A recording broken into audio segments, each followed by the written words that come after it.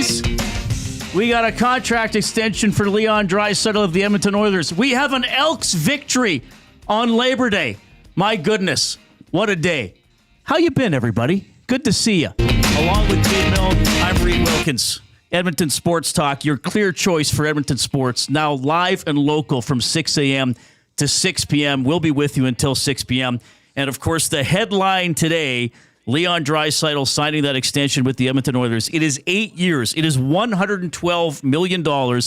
It's an average annual value of $14 million. Yep. Rookie mistake right off the top. Streaming my own show in the background. All right. So we're going to get to some clips today from Leon Draisaitl and from Stan Bowman, and this will be a big topic throughout the program today as well. But here's something that was really important out of this.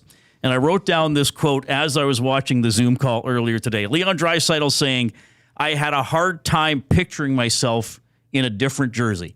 A fan base that over the years, going back over 3 decades, has become very nervous about great players, popular players, moving on. For whatever reason, sometimes their choice, sometimes not their choice, sometimes weird circumstances.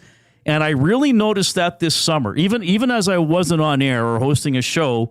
We were at a golf tournament a few days ago, which we'll talk about, just talking to family, friends, seeing people out and about. What's going on with, what if Draisaitl doesn't sign? Why would he not sign? And remember, he wasn't a free agent. If the contract didn't get done today, he's still playing here this year. But it's done today, so that should calm everybody down. It's 9 more years of Leon Draisaitl, which is pretty cool because he's got a year left on the Chiarelli deal to go back a couple of GMs, and now he's got an 8-year extension that'll actually start next year. So there it is, Jay. Hopefully it's after a summer, a season that ended with the disappointment of Game 7, but was still a great season, and then into free agency with pretty much everybody that they had a hope of keeping staying and adding a couple other guys, and everybody was flying high. Then the downer of Holloway and Broberg. Well, now I would hope the spirits are back up again with this big commitment from Draisaitl. Well, first of all, I think it's we should definitely point out that and say thank you to the Oilers management and the agents that were involved, and Stan Bowman for deciding to do this today on the 1-year anniversary of Edmonton Sports Talk. We are kicking off EST Afternoons with Hernan and Joaquin. I mean, great job. That was awesome. Awesome show. And now we get to enter into our phase, of afternoon radio with the Reid Wilkins Show with Leon Draisaitl signing a massive deal. The term on it was and I know that was brought up in the presser, that this was a term that, Leon probably could have signed for a smaller number, shorter term, and then continued his play and probably signed a bigger contract down the road, given the salary cap increasing, yada, yada, yada. But 8-year term. And I can't help but say and think that he seemed genuinely happy in what he was saying when you made that reference to the jersey, to not being able to see himself in another jersey. That sounded very genuine. And that's what I've always loved about Leon Draisaitl is when he speaks, he's not just saying something to appease the media or appease whoever's interviewing him. He sounded genuinely happy. So, for the Oilers, this is huge. This now all but guarantees that Connor McDavid is going to re-sign next year as well. Obviously, Leon alluded to that as well when he was asked. But if Leon's here for 8 years, I cannot see Connor McDavid going anywhere else. Well, no, and it's a unique opportunity for them to play together. That's one of the arguments that's been out there for the last couple of years, or whenever you talk about these guys staying or leaving the Oilers, where else can Leon Draisaitl go and be on the same team as Connor McDavid? Whether they're on the same line or the same, well, of course they're going to be on the same power play. However they're thrown out there, and then, they help each other. That's the thing. Draisaitl is not just a product of McDavid, and McDavid gets, more points because he plays with Draisaitl. So it's a great partnership. I'm sure about a year from now or less than that, we'll be doing something on McDavid getting an extension as well. Draisaitl from the Zoom availability earlier today. We're going to get to some of his comments right now. Here's what he had to say, kind of just asked a general question about deciding to stay put and not go to free agency next year and look around.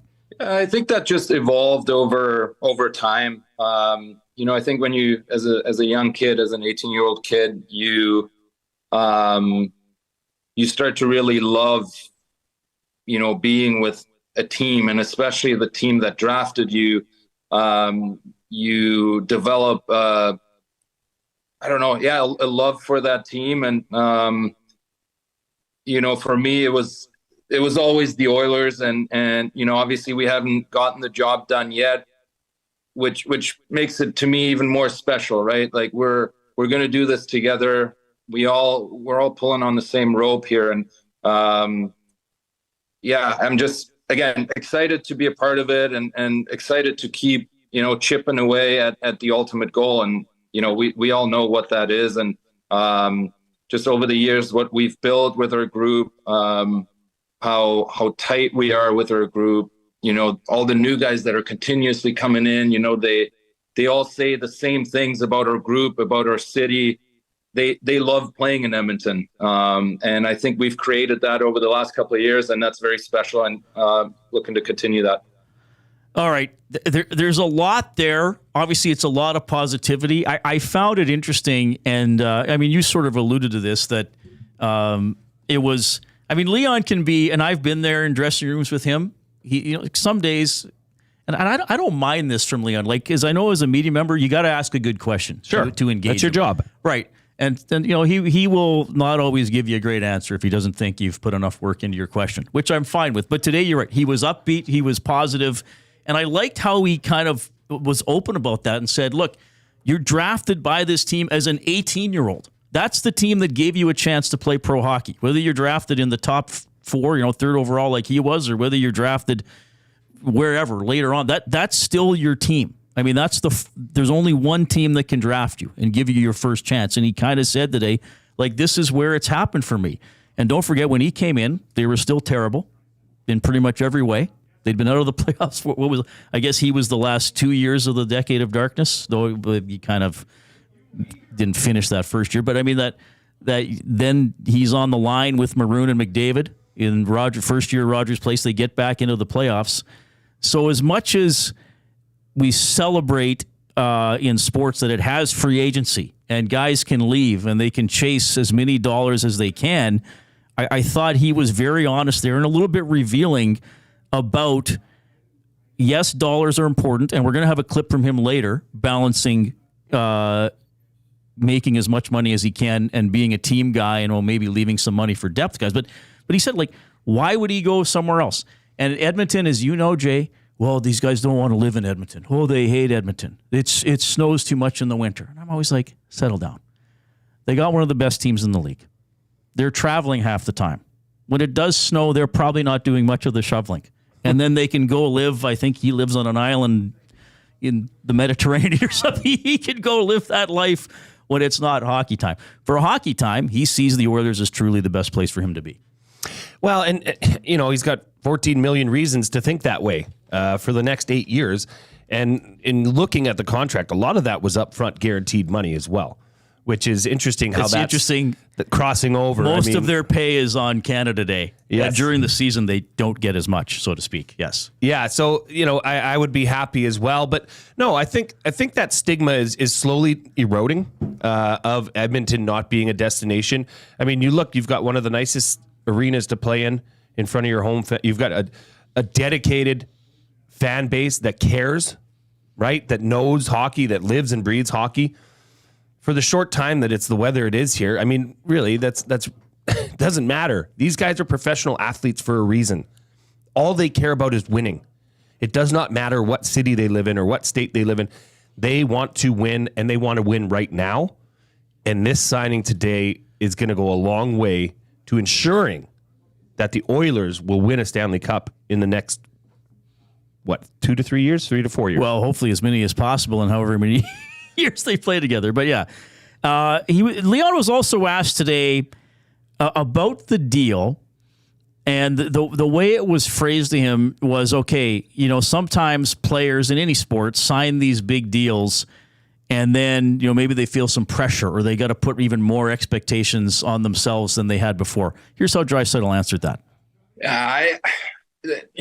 There's there's pressure, of course. I don't know about the word pressure. I think it's responsibility more so than pressure, maybe. I'm aware of my responsibility. I'm aware of the commitment that Daryl and the Cates family and the entire Oilers organization has given me. It's my time now to give that back in a way, right? And I'm aware of my responsibility.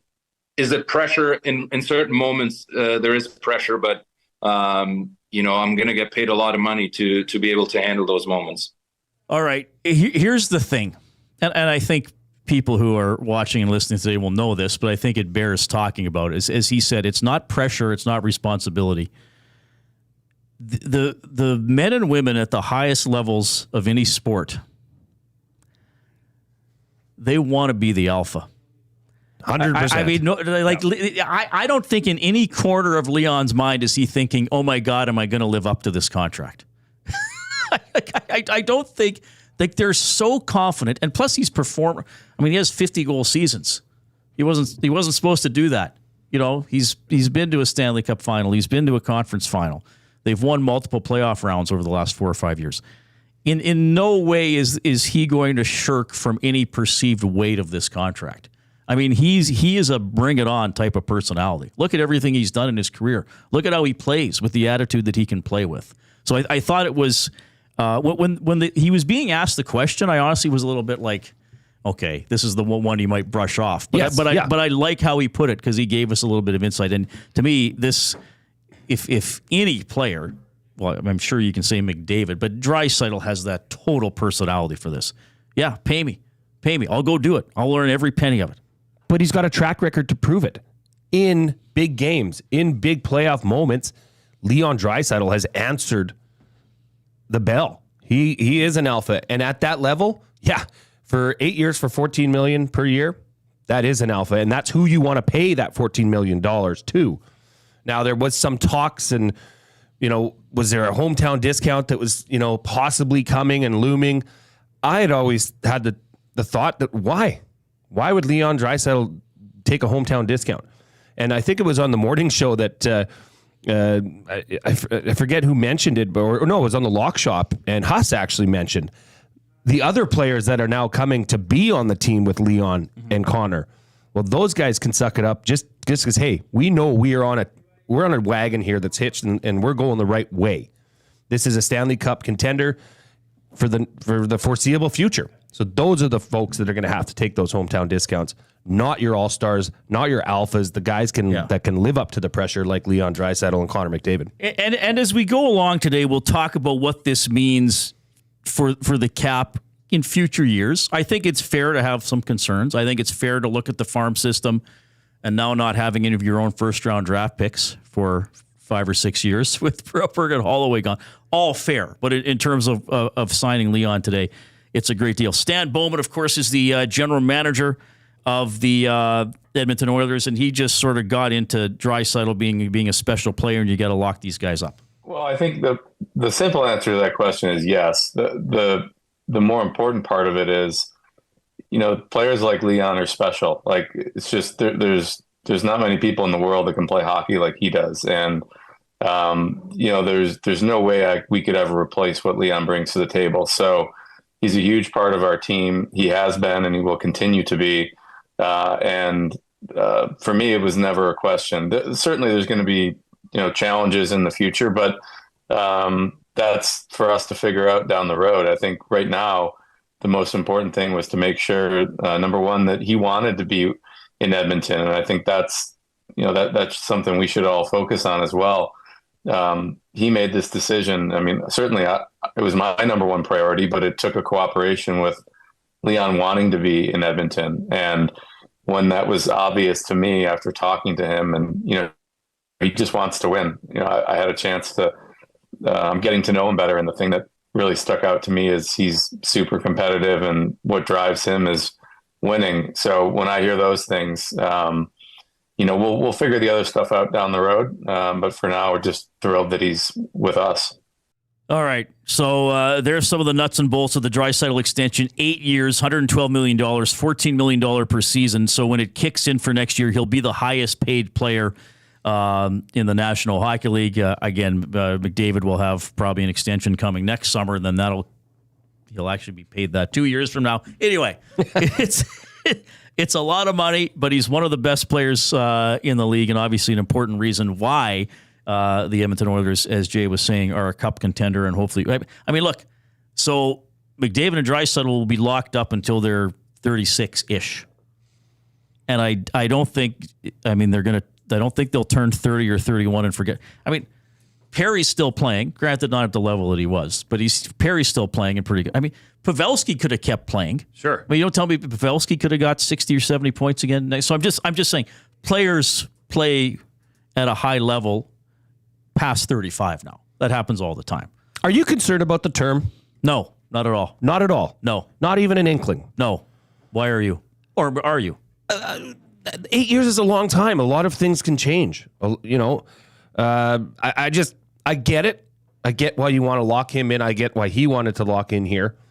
But there's a lot of things that can change over the course of 8 years. Different management, different ownership even. You know, things can change outside of his control in Leon Draisaitl's case. You know, so I don't want to bring it too much cause for concern with it, or in your case, you don't think there is any. No, I don't have any. I think any owner or manager would just want him on the team, no questions asked. Long as you can go. Like are you? I guess you're talking about is like could something go sour with him in the organization? Absolutely. It's not out of the realm of possibility. No, but to me over it wouldn't 8 be. years, that has to be an inkling of concern. Honestly, I don't. Okay, there you go. I think you just go and play. He wants to play. They want him to play. I mean, something would have to go pretty sour. Now we're going to touch on some things that have gone sour later on in the show. Married couples disagree. Okay, it's okay. It's all right. All right, we're off and running. It's good to talk to everybody again. Of course, this is the Reid Wilkins Show. That's me with Jay Milne. That's him. You can listen. Well, you're already probably doing one of these things, I guess, if you're tuning in. But I'll say it anyway so you can tell your friends. Or, again, if you hate the show, tell your enemies. EdmontonSportsTalk.com. The apps are iHeartRadio or TuneIn. You can watch on YouTube. We've put all these links all over social media, by the way. And I apologize. Some people may be seeing me for the first time. I'm sorry. I know it's alarming. By the way, you already asked me, is my chair too low? Am I freakishly small? There's been some commentary. I'm not a tall I'm man. not going to lie. There's been some How comments. do I raise my chair? Well, there should be a oh boy, this might No, not. I'm not doing you might this want to wait till we'll the break. do this tomorrow. I don't feel like I'm too low down. Do I look like especially? Don't worry, I have It's Dwarfy Smurf. I have the same issue with the Green and Gold kickoff post game shows. I feel quite Jay's comfortable. still a lot taller than me on those as well. Just a hulking man. Except, did Dustin Nielsen, our owner and leader, did he ever think about renting a unit in a building with either A, windows that open, or B, working air conditioning? Like one of the two. Give us one. Like, thank God we weren't here on the days it was 35. Give us one. And thank God, like we've got YouTube now for visuals. Thank God it's not smell-o-vision by 6 o'clock. We are coming to you from the James H. Brown studio. James H. Brown Personal Injury Law Firm, the heavy hitters of injury law with over 200 years of experience. James H. Brown will get you the settlement you deserve. Visit them at jameshbrown.com today and book your private consultation. Now, courtesy James H. Brown, at some point during today's show, and the winner will be decided by answering a trivia question through text on the Paris Jewelers inbox, 780-218-9999. We're going to be giving away 4 tickets to the Elks Stampeders game at Commonwealth on Saturday at 5 p.m. We'll have the Green and Gold kickoff show, you and Matt will, at 4 p.m. on Saturday. But we're going to give away 4 tickets to that game, which I'm going to guess will be the best attended Elks game perhaps in years. I don't know if they'll open the upper deck, but I would think with good weather. I don't want them to. And a competent team. Sell out the bottom. Make it a hot ticket. Yeah, well, that's the only time they would open it up. Sell it out. Make it a ticket that's worth, were you able to get a ticket? No, they were sold out. There's nothing better than saying you're sold out. Riverhawks did it. They had to put a sign up, a handmade sign up that said, we're sold out. All right. Speaking of the Elks, we're going to have Tevin Jones had a huge game yesterday coming up in about 2 minutes. We'll go to Matthew Onrait with a sports update.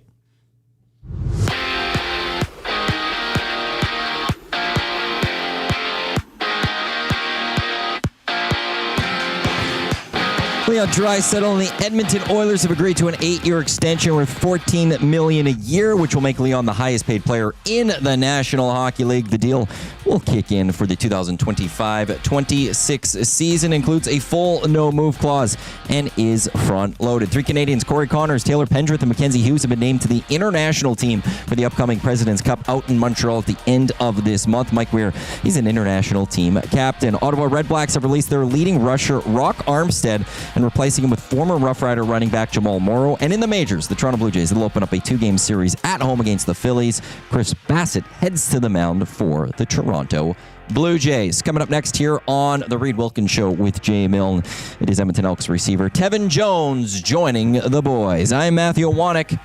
You're up to date. Get all the latest news and takes on everything Oilers with Dustin Nielsen and Tom Gazzola on the Oil Stream. Live at noon, Monday, Wednesday, and Fridays. Only on EdmontonSportsTalk.com. Hi there. If you're like me, you like to picture yourself in luxury, even though there's absolutely no way you could afford it. And if you can, well, even better. Thankfully, I picture myself in something that is luxury, but still absolutely affordable, like the all-new Mazda CX-90 from Park Mazda. With the new luxury features like facial recognition settings and quilted detail Napa leather seating, I can pretend to be comfortable with all of my proper settings activated without even touching a button, thanks to Mitch Lewicki and the great staff at Park Mazda. I like to picture Mitch Lewicki with like a giant eagle's wings and singing lead vocals for Lynyrd Skynyrd with like an angel band. And I'm in the crowd hammered drunk. Park Mazda, your dealer for life in Sherwood Park off Y Road, parkmazda.ca. Get ready, Edmonton. The moment you've been waiting for is here. It's time to celebrate the best of the best with the Estes, as we honor everything from Edmonton Sports Talk's incredible first year. Join us on September 17th at Metro Cinema for an unforgettable night of excitement, laughter, and recognition. Tickets are just $10. Secure your spot by emailing matt@edmontonsportstalk.com. And after the show, let's keep the party going at Hudson's White Ave for the official after party. Mark your calendar, grab your tickets, and get ready to celebrate the best moments of EST. It's the Estes, September 17th. Conveniently located 10 minutes west of St. Albert, Wheeler's RV Storage will provide you with safe, secure storage for your RV, boat, or whatever you need to store. Open 7 days a week with gated keypad access and extra large stalls. Now is the time to take advantage of their limited time offer. Buy 6 months and get 1 month free. Now's the time to go to WheelersRVStorage.com. That's Wheeler's RV Storage. Safe, secure storage. Visit them today at WheelersRVStorage.com.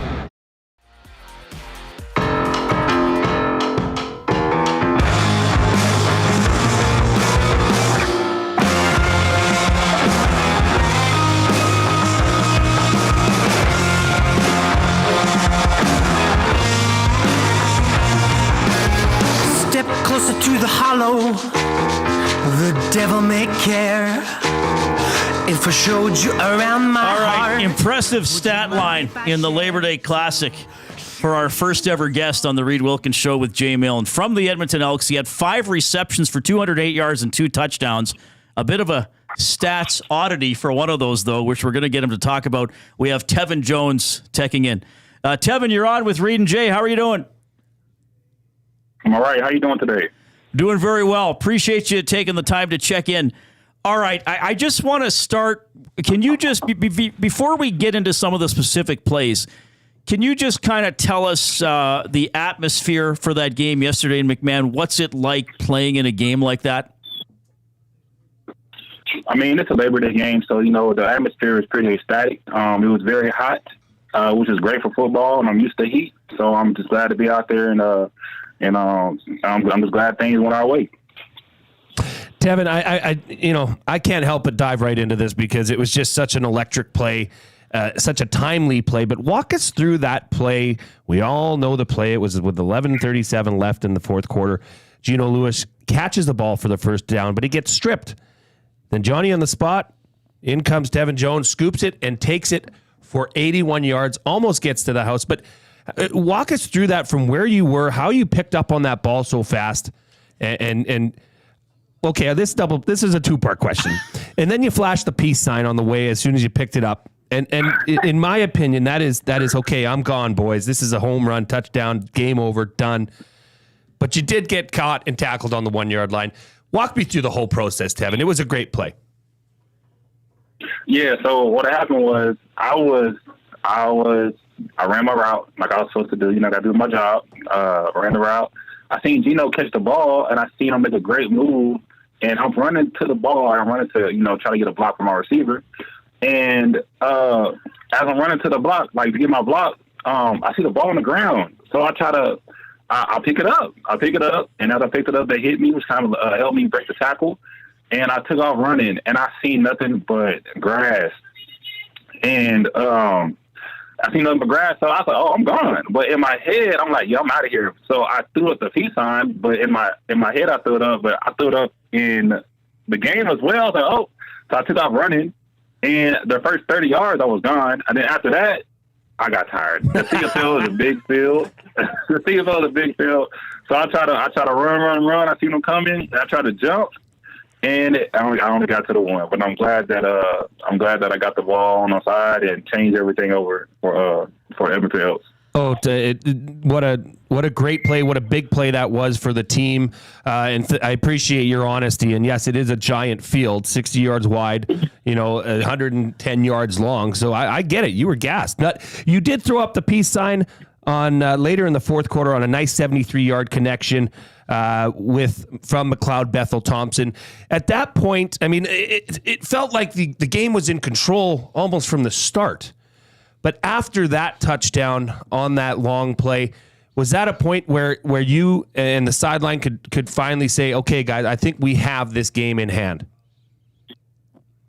Yeah, so I said, on that play right there, I said if they're in man coverage, there's like an 85% chance I'm getting this ball. And it was a man coverage. And sure enough, I looked up and Matt threw me the ball.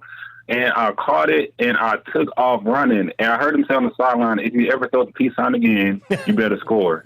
And I knew I was going to score, so I threw it up again, and I ran the end zone, and I felt like I iced the game. So I told him I was waving to the crowd, like, that's game. I'm like, that's it. Like, that's done. But, yes, I felt like that we had to throw the game right after that touchdown. I just in case something crazy happened, I was ready. But I'm glad that we came away with the win. All right, and a big win indeed, because you guys are right in the thick of it in the West. Tevin, I don't know how much attention you pay to shows like this one and what people write and what the fans discuss, but the quarterback position always gets talked about, and especially this year for the Elks, because Trey Ford has been here for a couple of years. He's an exciting player. He played a couple games. MBT is now back in there. Can you take us inside the locker room, or at least maybe with you as a receiver? What is it like having these two quarterbacks, Trey Ford and MBT, both on the roster and, both wanting to play? I feel like that you can't go wrong with either one. Mac is a great player, and Trey helps Mac every chance he gets. And Trey is a great player, and Mac helps Trey every chance he gets. So it's like a double-edged sword. Like we can go in there and we can fight on either side. So I feel like this is a big game for Mac, and I'm glad that everything Mac been through. As far as starting here, not starting there, all his ups and downs, he came through with a win because Mac is a true warrior and he got things done. But also Trey's a different animal. You know what I'm saying? So when he's in, everybody sees the ecstatic things that he does. And I just love playing for this Edmonton Elks team because I feel like everybody just helps everybody. And that's why I always try to do as much as I can to help everybody else. I know that they'll help me. So, look, the team's 4-8, and like I said, the West is tight. Nobody's running away with it. But you guys were 0-7, and that's got to be tough. 3 games in a row? You lost on a last-second field goal. You lost to Montreal by 3 points. What was it like working through that and trying to stay positive? And look, I know athletes have a lot of mental strength and they always talk about staying positive, but I imagine looking at the standings and seeing 0-7, maybe it wasn't easy. How did the team stay focused and keep the belief up? We know that as we go through the season and we find ourselves and we see where we match up against all the other teams, like, there's no doubt that we're the best team. You know, and every time we lose is on us. You know, we can only beat ourselves. And so when we have our things together, when everything is okay, like when we're not shooting ourselves in the foot, we're a great team. Nobody can beat us. So as far as at the very beginning of the season, I wasn't there, but when I got there, I felt like it was like dragging your feet through mud. You know, like we're moving, it just takes so much. You know what I'm saying? And so all we had to do was just clean up our shoes, get all the mud off. You know, fix up some things here and there, and actually gel as one. And if it takes people hanging out outside the football field to get things going, so that's what we have to do. You know, so us being one, being as a family, definitely. And the hard times that we had, losing our head coach, you know, that can only bring like a team closer. You know, it can either set you apart, separate you, or bring you closer. And I feel like that we're definitely close now. So we're playing like it, we're moving like it, and all we can do is just keep going. Tevin Jones, Elks receiver, joining us here on the Reid Wilkins Show. All right, I always like to get to know people's stories. I'll throw you this one. Where did you grow up, and how did you get into football? So I actually started playing football when I was 5, and I'm from Houston, Texas. I was born in Ameren, Mississippi.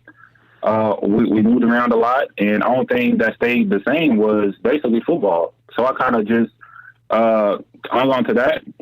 In high school, I played a lot of different sports. I got a scholarship in football and track, so I chose football.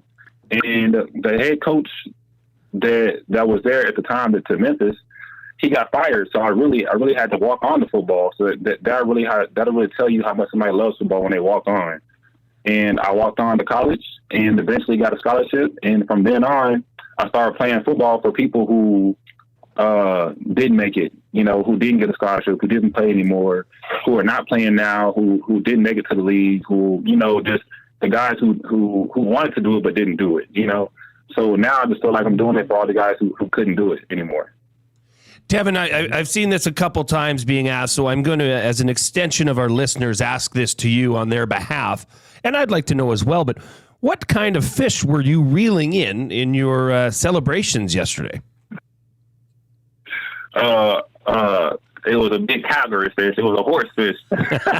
No, honestly, I got tired of seeing that Reggie Douglason. I got tired of seeing his first down celebration. Yes. So I went ahead and did it in the end zone just for fun and games. So it was all just a part of football. Just hopefully the fans didn't get offensive about it. I know you've been in the CFL a few seasons now. What about the decision to come to Canada? And if people have listened to me before, I always ask this of the American players, but I've gotten some great stories from it. So I keep asking, what's your story about? Maybe you knew about the CFL, maybe you didn't, but tell us about the actual decision to come to Canada. Honestly, I played my last team in the NFL was the Jaguars with Urban Meyers, and that was pretty unfortunate event for me. And I figured I was done with football and I was going to retire. And I was playing this flag. I got contacted playing this flag football game in an Army base, and I was playing, and these guys are like, "Bro, you should be playing somewhere because you're good." And I was like, "Yeah, whatever." Then I got a call. And I was like, you know what? That might be right. So I texted the guy who's trying to get me to come play in the CFL, which is Regina Rough Riders. And I was playing. I got to playing for these guys, and I ended up coming here. And I thought it was going to be a cake. It was going to be a breeze. You know, these guys are just regular guys, you know, whatever. And these guys are actually pretty good. And I feel like there's really not much change from the CFL to the NFL besides the rules. And actually a down taken away because there's 3 downs, not 4. And I came here and I loved the atmosphere. And I felt like it was just like the same thing as the States, like NFL wise, and the talent was great. And I just fell in love with it. So I'm here as long as I'm playing. So that's good.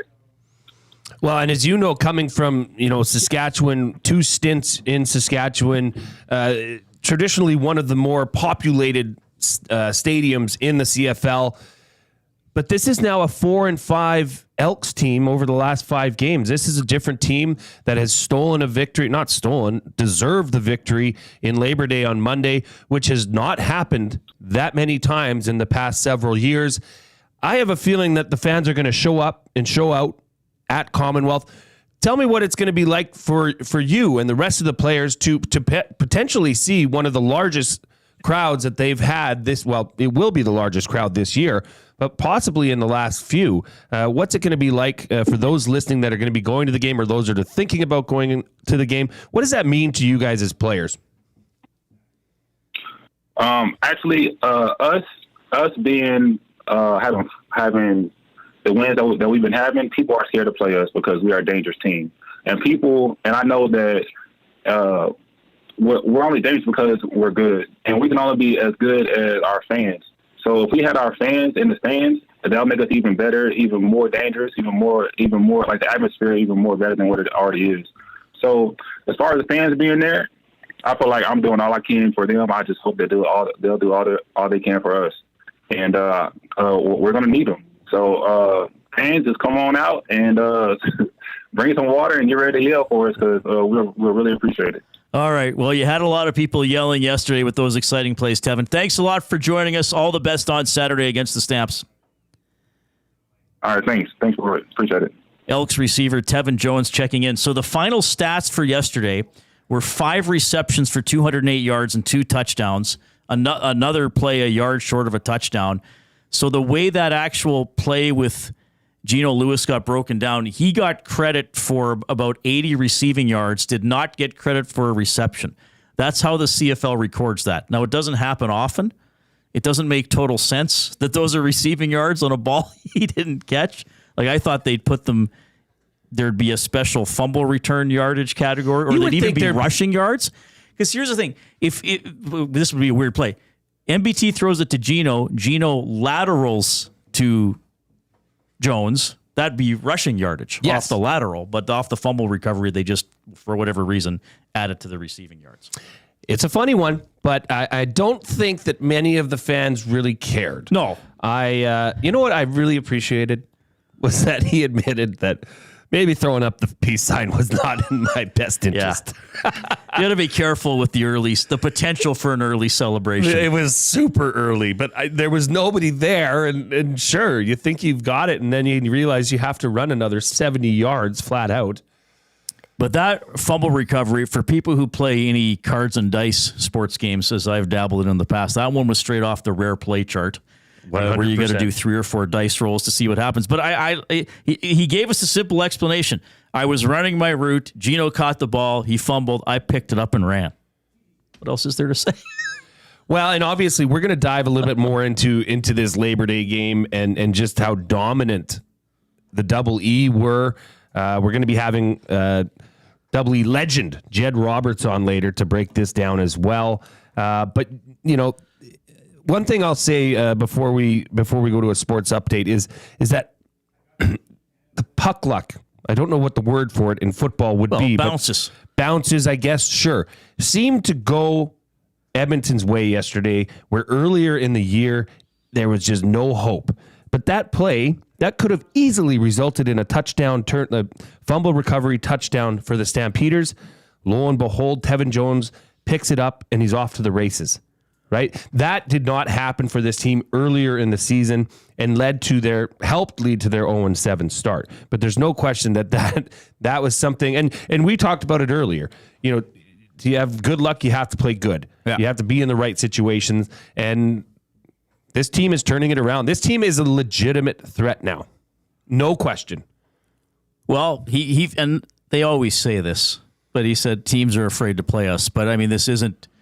Even when they were when they were 0-5, they'd lost the 3 consecutive field goal teams. I'm sure teams respected them, but they're probably thinking we'll beat them in the end. But it would be easy to fold and to say, we don't have the right pieces. No, it just took a little bit of time, took a little bit of spark when Trey Ford came in for those games. Now MBT seems to be doing big things. He's playing well, but we'll get into that a little bit more. All right, and you can let us know how you're feeling. Obviously, the Draisaitl extension, a big topic today. The Paris Jewelers inbox. You can text 780-218-9999. You can jump into the nasty chat on YouTube. You can email Reid at edmontonsportstalk.com. We do have Jed Roberts coming up. A guy from Athabasca named Jay Onrait is scheduled to join us a little bit later on as well. Here's Matt with your sports update.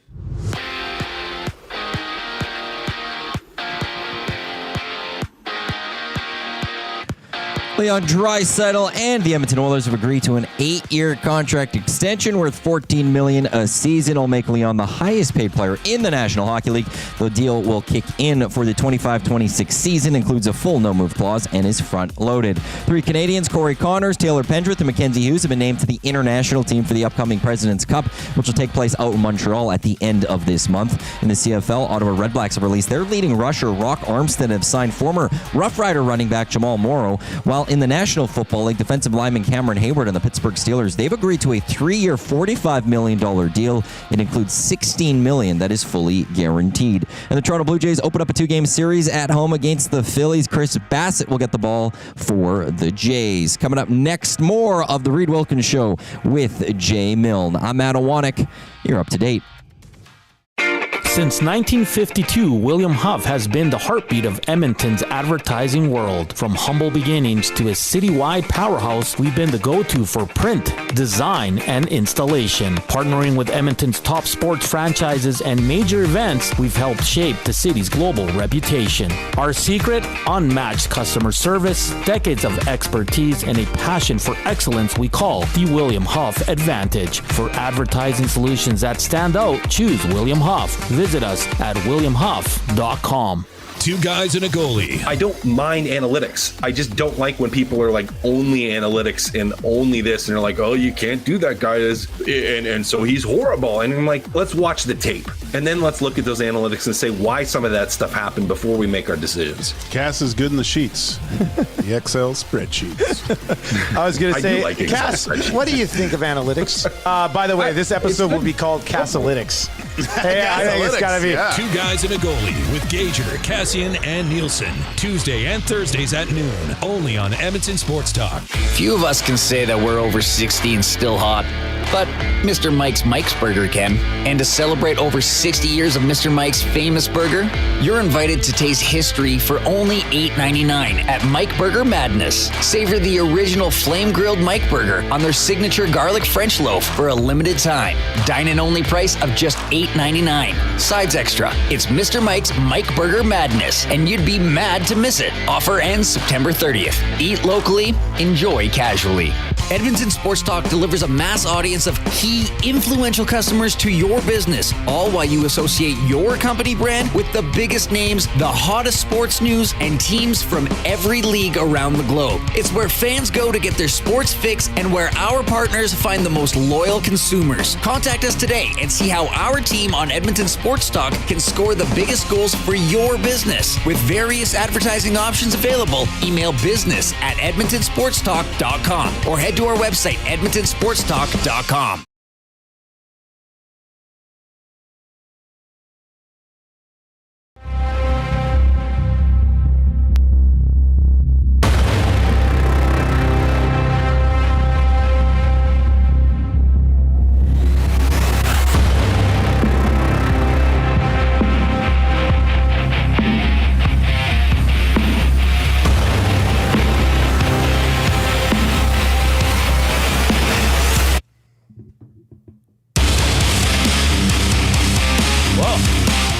At the very beginning of that, the very first half note, obviously it wound up sounding nothing like this, but the very first half note, I thought it was Chariots of Fire. Yes. Just like the very little just beginning. I heard that too. Yeah. I seriously heard that, and I thought, right here. Yeah. I was like, this is Chariots of Fire. 19. Did it win Best Picture? Now, you're going to find I do this a lot. I look up a lot of just random pop culture stuff and sports stats online during the show. It'll probably annoy you in short order. Well, there's a reason it's called the Reid Wilkins Show with Jay Milne. Not the Jay Milne Show with Reid Wilkins. So please, it won Best Picture in 1981. It was nominated for 7 Academy Awards. It won 4. course it did. Pretty good. Now, sorry, I'll just do this quickly. I have to know what it beat out for Best Picture. While you're doing that, I'm just going to say something quick here. I just want to say hats off to the man behind the glass, the man that nobody sees but just hears is Mr. Matthew Iwanek, who is killing it today. He is working overtime, folks. His little fingers are going to be tired by the end of this, but Matty, God bless you. You're a national treasure. He's an exceptional colleague, very hardworking. He has every role that a station could have that is not on air. Matt has, and he also does on air. Now, jumping into the nasty chat here, Joe Blow says, I have no idea who Milne was, but he is quite good and works very well with Reid. I'm really liking this new show. Thank you. And we do work very well together, and people are going to get to know. Well, they already know you a bit because you've been on the station for almost a year. I've been around long enough to know that please smash that like button if you are currently listening. We like that. That helps us put EST in front of everybody's face, and we need to get. Reid's never been on camera, so this is just a total departure from what he's used to. So we need people to see this beautiful face. It is different. Yes. Well, part of the reason my TV career never advanced is because I was too ugly. I'm not joking. But they don't tell you that when they reject you for a job. They say you don't have the look that we're after. I'm serious. That's what they tell you. Chariots of Fire. Hang on. Chariots of Fire beat out Atlantic City, On Golden Pond, Reds, and Raiders of the Lost Ark for Best Picture. I'll have to rewatch Chariots of Fire. It's about a bunch of guys running on the beach, There's not even a chariot in it. It's not a Ben-Hur movie. It's running. Too good. All right. So 780-218-9999 or the nasty chat on YouTube. Thankfully, you guys are keeping an eye on the messages because I get too distracted. What do we have coming in about Leon or the Elks or Chariots of Fire? Well, not much, Chariots of Fire was. Oh, here we go. SCTV spoof. Chariots if eggs was amazing, says Tube Socks. I don't know if you've seen that. Tube Socks, good guy. Yeah, and the SCTV spoofed it or something. I don't remember that specific sketch, but I'm sure it was hilarious. They spoofed a lot. Everything was Thursday at 9 on SCTV. Well, speaking back to the Leon Draisaitl contract here, RCN, I think that's Ross Creek Nasty, gets RCN in on the Paris Jewelers inbox here. McDavid gets 15.97 per year, plus 14 is 29.97 wrapped up in two players. There's going to be they're already in cap issue. Okay, two things out of that. They will have the 15.97 thing I'll talk about second. But let's say McDavid signs for $16 to $17 million. Or maybe he says, I'll just take what Leon got, but I think he'll get more. Nurse is already getting 9.25. Bouchard might get 10. So you could have about $50 million tied up in four players starting in, I guess, 2 years from now once McDavid's would kick in. Obviously, a lot of money. And I think I was on CJOB in Winnipeg today, and they said, okay, so what's your concern about the Oilers? And I said, well, look, they should be a good team. I'm not going to guarantee championships or a certain number, whatever, but they should be a good team. They should be a playoff team for years to come. But and Bowman sort of referenced this today when he said in the clip we played, we got to play Leon, and then it's up to us to round out the roster. That's going to be the challenge. I do think, and you referenced this, Jay, Edmonton has become a destination. Henrique gets traded for, stays here. Janmark resigns. Brown comes to life in the last third of the season of the playoffs. He stays here. Arvidsson comes here. By the way, Ekholm was big in that. Skinner comes here.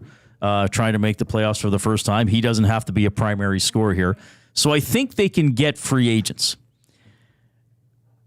Are they going to have their own players on cheap contracts to round out the roster? Because now Holloway's gone. He was a primary person who falls into that category. Now Broberg's gone. And Broberg was probably going to have a fairly significant role on the team this year. And I still say, even as the Oilers have improved as a franchise and have gotten better results on the ice, I still wouldn't classify them as a great drafting team. As a matter of fact, I would probably classify them as a below average drafting team. Even some of the first rounders. Even some of the second, Bourgault, Lavoie, so you can go down the list.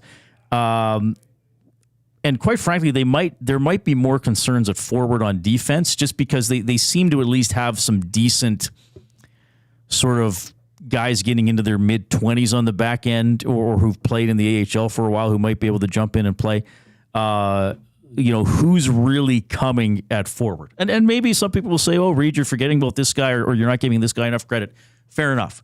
But so now you've tied up those guys and you're going to have to probably chase some free agents or do some trades to round up the roster because you don't have your own guys coming on the cheap. Point number one. Point number two. Was it RCN that wrote that in? 15.97. And he's been writing in for a while, so it's good to hear from him again.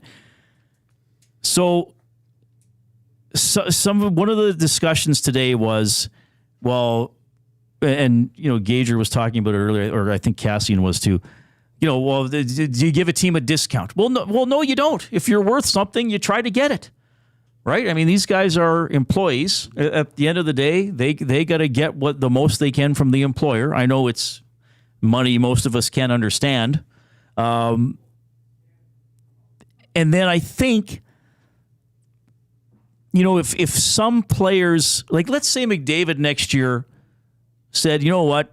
I'm already quite wealthy. 8 years, $8 million. Just pay me $1 million a year. Whatever. Like other players would get mad because they want him to set a new bar next year. So why, everybody? And I hate to sort of criticize this guy because he's a legend. Why does Sid get away with his $8.7 million? He never set the bar. He got paid based on superstition about numbers. But that bar has surpassed him without his help. 8.7 mil a year, grossly undervalued. Maybe not now, but a few years ago for sure. But look, it's the agents that are driving this. We talked about it. As they should. We talked about it. You're never going to leave money on the table. It's very rare. I get that Sid the Kid did, but that is very rare. And I'm probably forgetting when he signed the contract. And Malkin doesn't make very much either. Well, I wonder what the NHLPA meetings were like that offseason when he came in and re-signed that. What are you doing? It's just, I feel like, I don't know. You think, you don't actually, like, you're not saying that you think Connor McDavid would take. No, that's my point. I'm saying a high-level player who knowingly took a discount for whatever reason would probably be criticized, even if it was quietly behind the scenes with his colleagues in the league. I'm talking about colleagues around the league, not just on his own team. Yes. But Crosby's like, I'd like the number 87. So I'm just going to get paid 8.7 for the rest of my life. That's all I'm saying. Well, it looks like just as of recently that Tyson Barrie's not going to be on the PTO market anymore, as it looks like he in Calgary. Oh, wow. Is this just breaking? This is somewhat just there breaking. Pierre LeBrun. As per Pierre LeBrun, Frank Saravalli as well, about 20 minutes ago, Calgary and free agent D-man Tyson Barrie are trending in the right direction for a PTO at training camp. Good for you. I know his name was thrown around there as could that be someone the Oilers bring back as now a depth defenseman, a little bit of a security blanket, knows most of the guys on the team. So a good. It kind of didn't go great with him in Nashville all the time, did it? Injuries. Sat out for a while and all that kind of stuff. 780-218-9999. What else do we have coming in? Well, I really got to learn how to do this myself. Sorry, guys. No, I've let everybody down. Have you gone to the Dustin. rookie? Ricky had one. Guys, this is my thought. You do what you do to lock up Dry, settle up, however, the type of player he is, the size of the guy he is. I could see him falling off a cliff in those later years. However, I don't care as long as it means we win something in the next 5 years. And they might. And Greg says yes. So Sid's deal was before there was the 8-year maximum, too. But I still think he could have got more than 8.7 even at that time. Obviously, hopefully people understand I'm being a little cheeky with that, but still, he's worth more than that. Well, okay, and here's another one that comes in from Owen Janes. Speaking on how we were discussing, is this a hometown discount? It would appear it's not. Owen Janes disagrees. He says, I'd argue the term is the discount. If Leon wanted to maximize total earnings, he'd go 3 to 4 years and re-sign then. I don't disagree with that take. I think then, sure. So he plays until he's 31, is still one of the best players in the league. Cap rises, salaries rise, and now he's signing for close to what Connor McDavid's going to get. Right. So, okay, maybe I stand corrected that this is a bit of a hometown discount because of the term. Well, I think it's exceptional that he's here for years. I just realized something. I can go like this because I'm not wearing a headset. Oh, right. Matt's totally against my other job, I was always wearing a headset. I was like, now I can kind of do this. You want to explain your rationale? What is your rationale? My rationale. We're on camera. I think they look terrible. This is like, it's a mix of radio, TV, studio. You guys are at almost like a studio desk. Headsets would look terrible. I agree. I don't like them. I don't think it has a good look for the YouTube. I've got a round face to begin with, and throwing those things on my head just makes it even more round, and We've it's got quite solid awkward. microphones. That's what matters. Yes. If you're good at it enough at this, you don't even need headphones to a degree. Screw it. I'm not there yet. I'm not there. I have to wear I'm headphones. not there. I'd wear headphones all the time. Reid, my hearing is that bad. If I could go through every comment that is just saying, oh my gosh, Reid, it is so good to hear your voice. So crystal clear, as Edmonton Sports Talk is your clear choice for Edmonton Sports. The love pouring in for seeing you, hearing your voice, having you a part of the fold it would be exhausting for me to try and read 1/10 of them, let alone all of them. So the nasties say yes. Well, thank you. I'm thrilled to be here. We're off and running. This is incredible. Everything that Dustin and everybody has done here is remarkable, and I'm glad to be back. And I say this to people all the time. I love hosting a talk show. Anybody who heard me on my other station knows it's generally about sports, though we can deviate. Like for instance, I might need a high chair. Well, am I that freakishly low? I'd say how low that can I is get down? Yeah, I'd say that is also the second Matthew's most disgusted with No, me right what I just am surprised by with this is I'm just trying to think like no one's like Dustin and Eric have a height difference. Yeah, they sit at that desk all the time, and no one ever comments on a height difference. And now I just don't know. Is like I'm quite comfortable except for the heat. Like, could Dustin invest in a fan, like a large fan, perhaps? I do have one that my parents gave me. No, not one of these. Not one of the ones I'm going to wave by my face. It's really loud. Oh, hello, Matthew. Yes, allow me to fan myself. I have an actual one that's just really loud. Sound like Gazzola's mom. The volume would be a problem. That was kind of one issue. Yeah, Gazzola's mom and my mom should do a radio show. Oh my god. They would just be offering each other food the whole time. Yes. Here, try this. Here, you must eat. All right, 780-218-9999, or jump into the nasty chat on YouTube. You can email Reid at EdmontonSportsTalk.com. We got like legit headlines today, both of which are very positive in this market. Leon Draisaitl, 8-year extension, $112 million, $14 million per year. So it kicks in for next season. He's still on the final year of his current deal for this upcoming season. And the Elks win on Labor Day, and they look dangerous with 4 victories in their last 5. We're back right after 4 o'clock. Don't feel like working? Join the Hangout. You never know what you might hear. Weekday mornings 9 to 11 on EdmontonSportsTalk.com.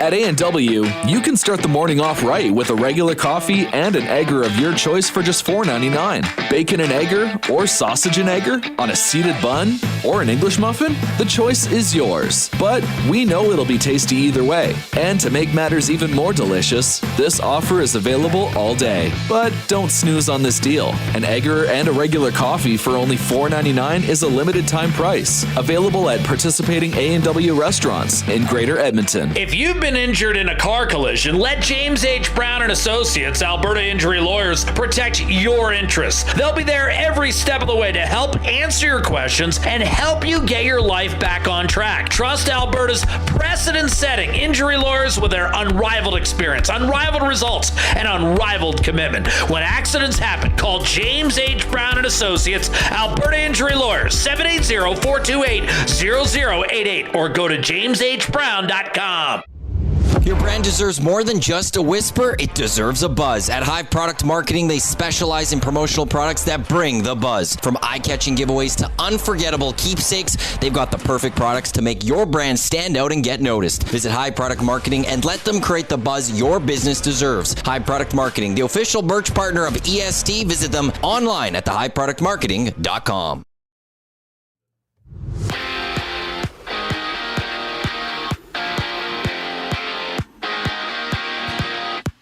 Edmonton Oilers and Leon Draisaitl have agreed to an 8-year extension worth $14 million a year. Leon will become the highest paid player in the National Hockey League. The deal will start in 25-26 season, includes a full no-move clause, and is front-loaded.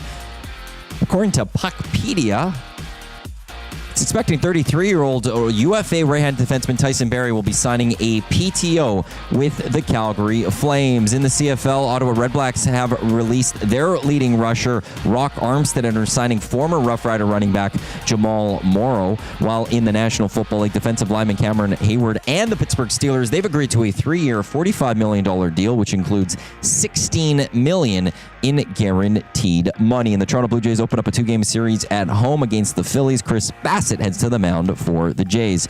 Your EST Sports Update. It is brought to you by Sit and Sleep. The wait is over. Sit and Sleep is now open. Celebrate with a 20,000 square foot of savings on the trendiest furniture, home decor, and mattresses. Apply for your Sit and Sleep card today to make no payment for 18 months interest-free. Join them on location Saturday to celebrate Sit and Sleep's grand opening in South Common, next to Planet Fitness. Coming up next, it's hour 2 of the Reid Wilkins Show with Jay Milne. I'm Adam Wanek. You're up to date.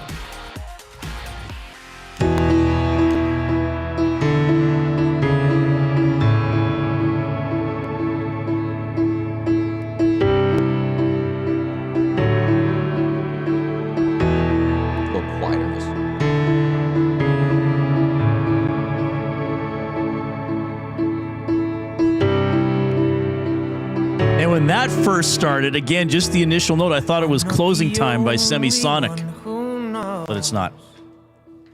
That's a good one. That's a banger. We can let that thing just building up. Yes. Yeah. And just an update on the Reid, we're going to call it Chairgate on Reid's chair situation here. We will be adjusting his chair live. I feel fine. That'll be in the third hour. Apparently, it's controversial. In the nasty chat and the PJ inbox. Tells you it's not quite NHL season yet. That's the controversy right now. Just wait till it's that line change Knobloch made with 30 seconds left in the second period. And people are happy about the Elks today, so no one's picking apart MBT. Let's just say this. As an Edmonton sports fan, this has got to be one of the better days that you've been able to experience jubilation from one professional team to another in some time. I mean, that Leon contract extension is a big deal. Yes. Massive. And it was starting to wane on a little too long, where there was maybe some negative thoughts creeping in and saying, is this actually going to get done? And I'm just thankful and happy that the Oilers fans now can just put that behind them. Leon can be here without being bombarded with questions and just get it over with. Well, I'm glad it's done. See, I personally was never worried. I thought it would get done. Now it's done. Okay, great. If it would have happened July 7th, okay, cool. I just thought it was going to get done. There was a number there that both the sides wanted each other, as we know. Of course, the Oilers want Leon to commit.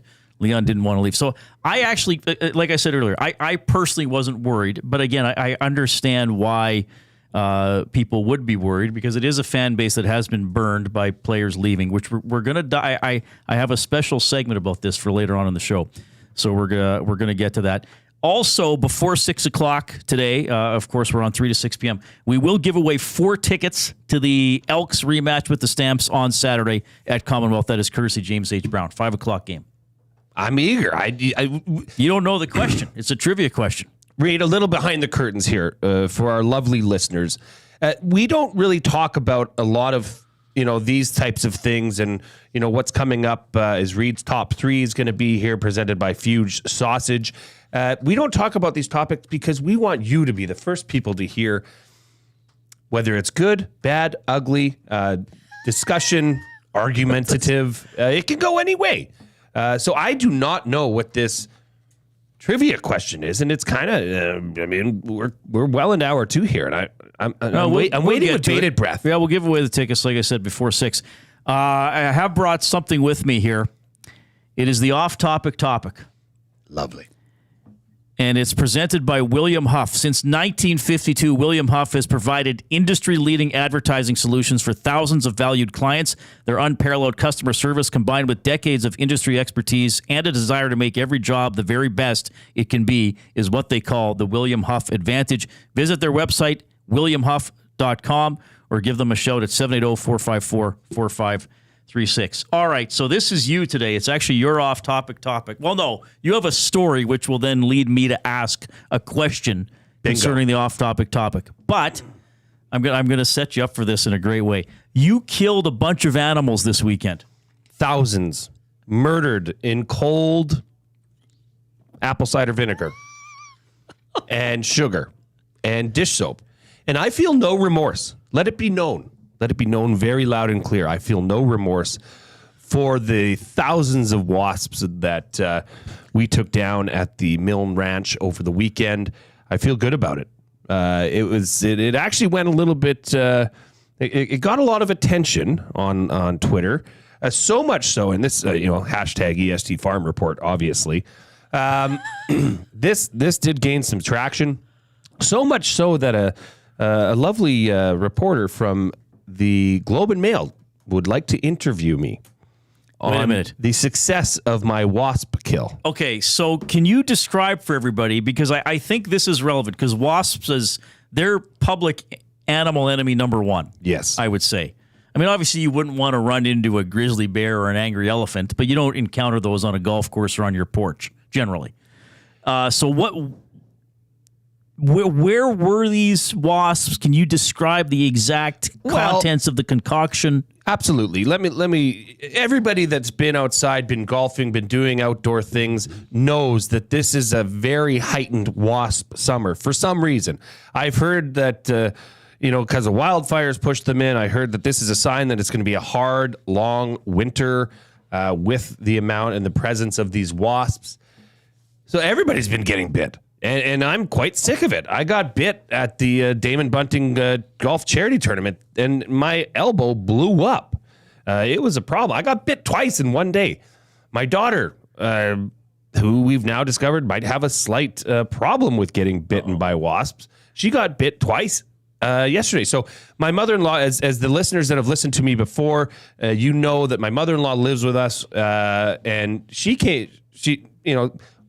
she had this concoction in her head. She knew about it, and she just decided to enforce it as of this last weekend. And oh boy, it went off. I mean, if you follow me at Jason Milne on Twitter, you will see it was a lot. There was a lot going on there. So it's 1 cup of each.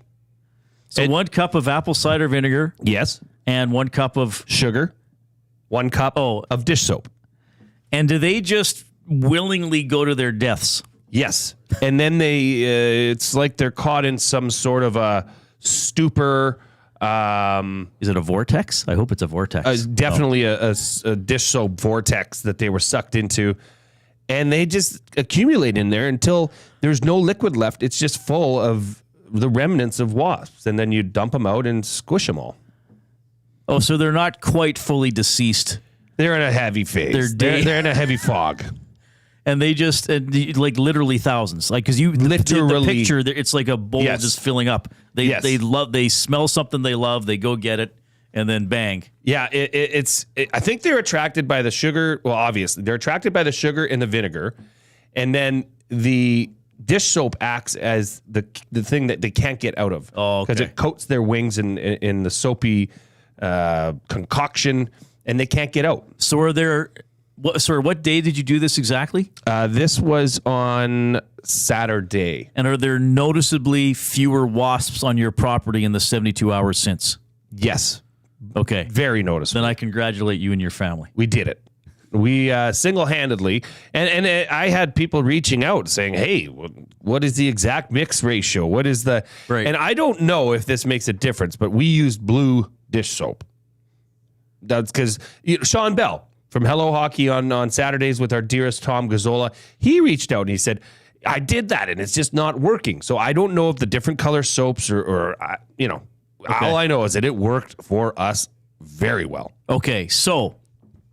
And Peter, you can come at me. Here's Any WASP activists? Any WASP activists out there? Oh man, I'm We're gonna have like number some one person dressed as a wasp show up at the door. Where's Milne? All right. So here's the off-topic topic then for William Huff. And if you listen to me on my previous show, the off-topic topics, so I would throw them out there. Sometimes they would just go nowhere, and that's fine. Because we don't really plan these. We don't know if they're going to work, but sometimes they take off and we get some beautiful stuff. So the off-topic topic is based on Jay's story about eliminating thousands of wasps from his property. Describe a way that you attempted to get rid of a pest or varmint. I was going to say successfully, but the unsuccessful stories might be more interesting. So describe a way in which you attempted to get rid of a varmint or a pest from your property or workspace or some kind of personal space. There's going to be some dudes. We'll see. I don't know if anything's going to come in right away. We might have to circle back to this one. That's usually how we did it before. Well, and we'll have to see what is suitable for the airwaves. Let's just put it that way. Well, yeah, I mean, we'll pick the best. And again, sometimes people are like, I don't know what you're talking about, Reid. I don't have a story, but we might have a story. Perhaps there was a raccoon in your crawl space, or you had bats in your attic.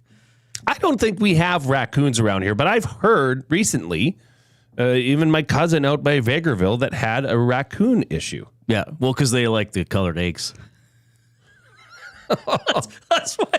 The big egg, eh? Raccoons like the big giant egg. Let's live in there, they said. Okay.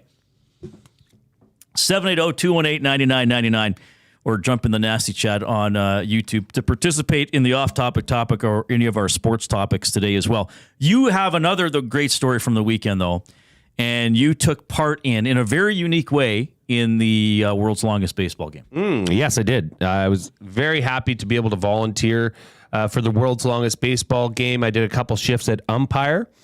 Actually, my second shift was from 11 p.m. till 3 a.m. So it is a late one. Okay. But those guys, I don't really know if they even know what time it is.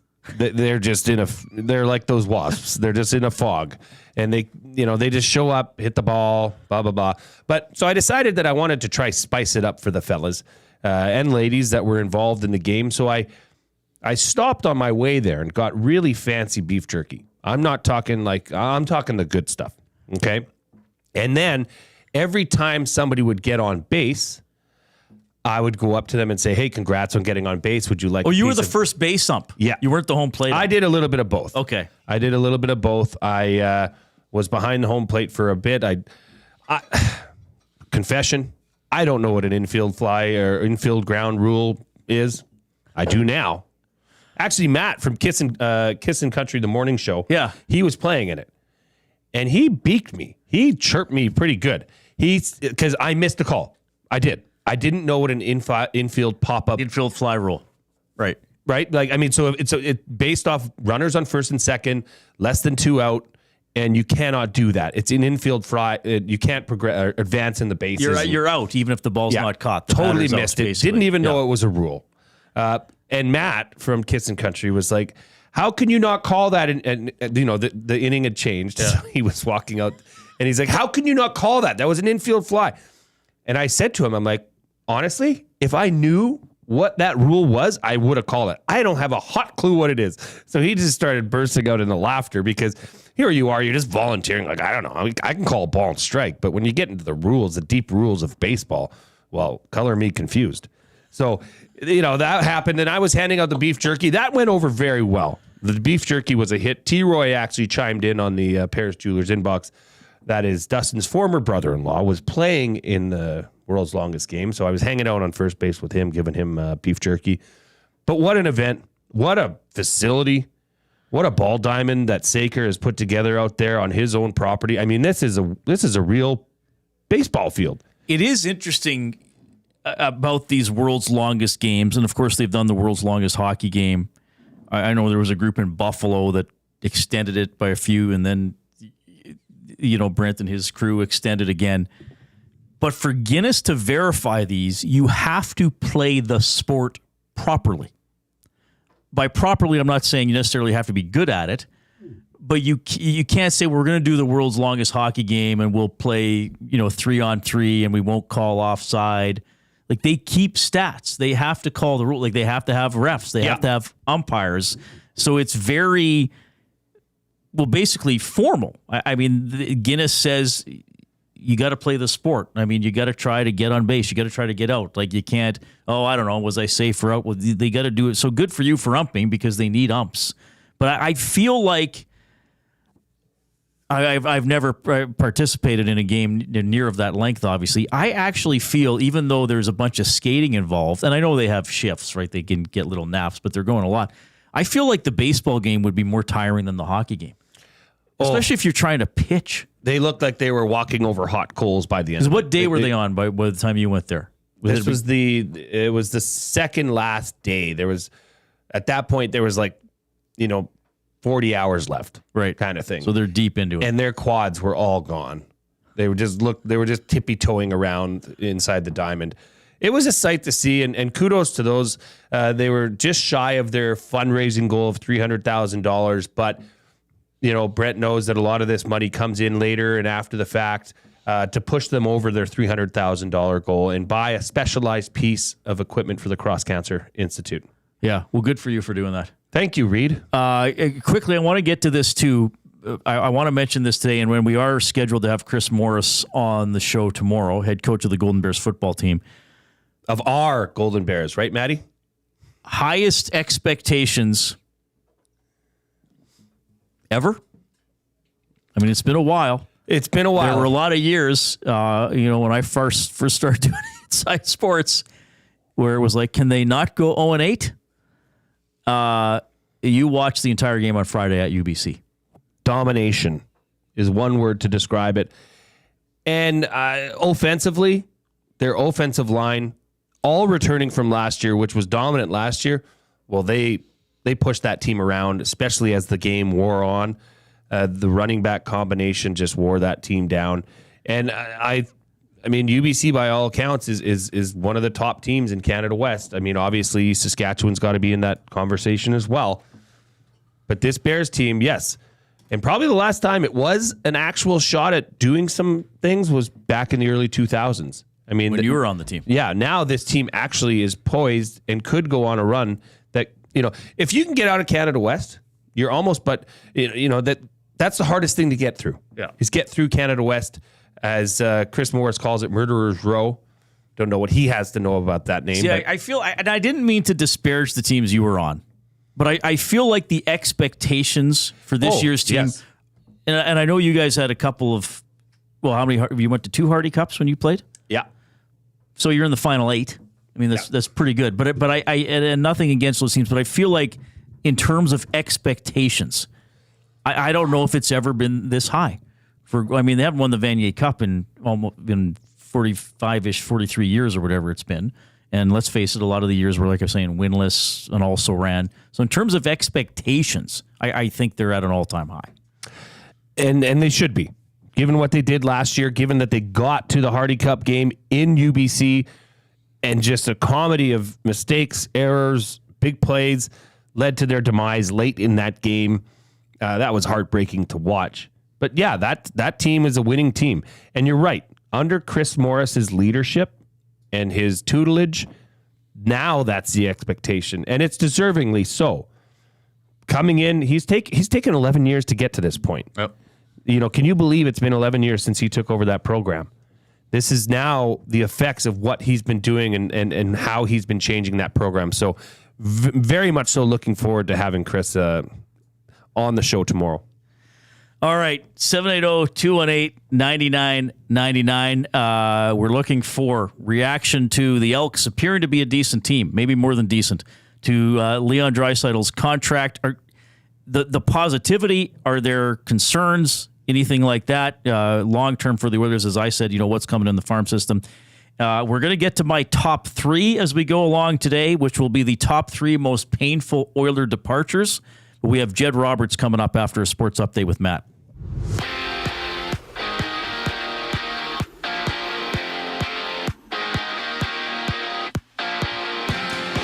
Edmonton Oilers and Leon Draisaitl have agreed to an 8-year contract extension worth $14 million a season. It'll kick in the 2025-26 season. Leon will become the highest paid player in the National Hockey League. The deal also includes a full no-move clause and is front-loaded. Some reports have Tyson Barrie. He's going to be signing a PTO with the Calgary Flames. CFL News, Ottawa Redblacks have released their leading rusher, Rock Armstead, have signed former Rough Rider running back Jamal Morrow, while in the National Football League, defensive lineman Cameron Hayward and the Pittsburgh Steelers have agreed to a 3-year, $5 million deal. 16 of that is fully guaranteed. And the Toronto Blue Jays, they'll open up a 2-game series at home against the Philadelphia Phillies. Chris Bassett gets the ball for the Toronto Blue Jays. Coming up next here on the Reid Wilkins Show with Jay Milne, Double E alum Jed Roberts joins the show. I'm Matt Owanek. You're up to date. Get to know the winners, props, plays, parlays, and more with Nielsen and Hustler. Weekday mornings at 11 on The Lock Shop. Only on EdmontonSportsTalk.com. Fuse Sausage makes their meat with nothing but the best local ingredients. From chicken, beef, and pork, their gluten-free sausages are packed with flavor. Get your 10% discount when mentioning Edmonton Sports Talk in store at 6736 99th Street, or use the code EST when shopping online at fusesausages.ca. Plus, you get free delivery on orders over $100 or more. Find them at 6736 99th Street. Fuse Sausage. You can't beat our meat. Hey Edmonton, ready to take advantage of lower rates and better pricing? South Fort Chevrolet in Fort Saskatchewan has you covered. From rugged trucks to sleek SUVs. And with over 40 years in business, you can trust that you're getting the best deal on your new ride. As the proud title sponsor of the Nielsen Show, EST listeners can drive a little to save a lot with South Fort Chevrolet's transparent pricing and down-to-earth sales team. Visit us today in Fort Saskatchewan or online at southfortchev.com. At Mind360, we invite you to embark on your mental health journey in a safe and comfortable space. Conveniently located in St. Albert, Mind360 has a diverse team of experienced clinicians that offer a broad range of tailored services for children, adults, and families. Furthermore, we are very proud to serve our military, veterans, and first responders. If you're looking for counseling, treatment, or assessment, understand that you are not alone. Contact Mind360 at mind360.ca to book an appointment today.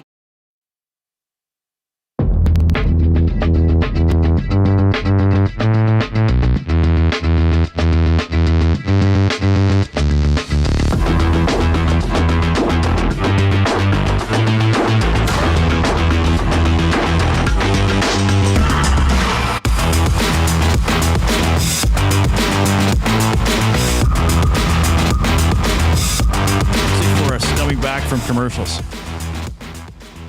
So we're playing a little bit of Whale and the Wolf, who's the house band of Edmonton Sports Talk. This is not Whale and the Wolf. This is just some commercial-free music right now. Just random commercial-free music. And by the way, playing just to mix it up, so it's not. Oh yeah. Just we got to go around, and we've got to get a few others. Speaking of music, if you or you know somebody that's in a local band that would like to have the music of our intros and exits, and you want to support your kid's band or whoever you know, we will vet it. It's not like everybody that sends us something will get played, but there is a group of people here that can listen to it and make sure it's good enough. But if you have music that you would like to hear on this show, as well as the afternoon show, send it to business@edmontonsportstalk.com. That's business@edmontonsportstalk.com. Let us hear what you got. There were a couple bands that did reach out. I just actually have to get the MP3s now to put it into they were good. system. They were good. I'll put them in because I actually over the weekend built this whole brand new system for how things are going to go here. Busy I just now have to teach people how to do this. It works really well for me. Hey, Reid, before we get to Jed, a round of clicks for Maddie. There we go. Am I doing it properly? Yeah. It's just we just like to support everybody around here, Reid. Round of clicks for you too, Reid. Oh, Maddie, thanks. Maddie, get in on this. There we go. Attaboy. And for you guys. Everybody's getting clicked off. Okay. I love talking to this guy. Yes. Hardworking member of the Double E when he played, and a proud Edmontonian, does great work in the community. It is Jed Roberts checking in this afternoon. Jed, how are you doing? I'm doing great now. I'm hanging out with you guys. So. Well, it's great to talk to you again. You've been one of my favorite guests for many years, so thanks for coming over here on the Reid Wilkins Show with Jay Milne on Edmonton Sports Talk. Okay, let's dive right in with Labor Day. First of all,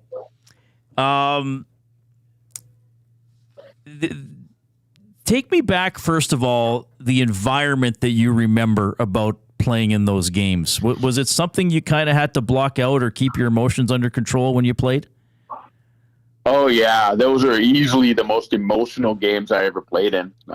Nothing really even comes close. I would say maybe, and I only won my only Grey Cup in Calgary too. So I mean, Calgary is just, Labor Day was always like, it's weird. It's like you hit Labor Day and then that's like the climax of the entire season, and it's kind of like the last weekend we get, the audience, the football audience all to ourselves. Because the following weekend, you get the NFL coming in, and so you kind of have the country's undivided attention there for that day, and it's always special. And the weather, it just always seems to be super hot, and there's yellow jackets flying around, and the crowd's crazy. That's the horses, galloping up and down the field. I mean, we took some pretty horrific beatings. I mean, but we also won a few, and it's just. That was like, it sort of set the table for the playoffs. You could kind of see who's on the rise and maybe who's fading a little bit. And it was just a benchmark by which you just kind of said, okay, this is where we're at. This is where we think we're probably going to end up. And, more often than not, whoever won that game went off to go and do pretty well in the playoffs. So, and I think this year certainly bodes well. I mean, the team seems to be pulling it together right at the right time. So, I think this group of guys gets it, like in the past, Labor Day was it. You had to come in, you had to strap it on, you had to be ready to rock and roll, and they all showed up yesterday. It was fun to watch. I was just, I spent half the time dancing around in my living room. Some big plays, we haven't seen that in a while from the green and gold. So it was fun to watch. It was a different game to watch for sure, Jed. Just seemed like they had control of that from the opening kickoff all the way to the game. Now, albeit, I really discovered that the Stampeders are not that good of a football team. They look disjointed, uncomfortable. But now that the Elks are starting to, they've won their last 4 or 5. Obviously, they're in the playoff mix, but that's a lot different to say than they are a CFL Grey Cup contender. Where do you stand on this team right now? Do you think they can contend for a Grey Cup? I do. I think that they've always had the right group, and it was just one of those things where you talk about them going 0-7.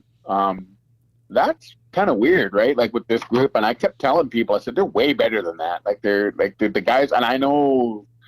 My son's worked out with Niles Morgan this offseason, and I've talked to Niles quite a bit, and I know what makes him tick, and I know how proud he is and how hard he works, and he's not, the middle linebacker of an 0-7 defense. He's a middle linebacker of a playoff defense, and I knew it was just a matter of time. It's an odd-shaped ball. You get odd-shaped bounces, and they just weren't getting the breaks, and you can look no further than that play, where Jones picks up the ball off the turf and rambles all the way down to the 1 yard line there. I mean, and those were the plays they weren't getting when they went 0-7. Like they would get the bounces going the other way for the other team. And, you got to be lucky, be good. You got to be good to be lucky. And I think that now they're starting to get the bounces and they're starting to make their own breaks too. Like I feel like you're starting to kind of figure out who this team is on offense. They run the ball, and they punch you in the mouth right off the start. And the defense,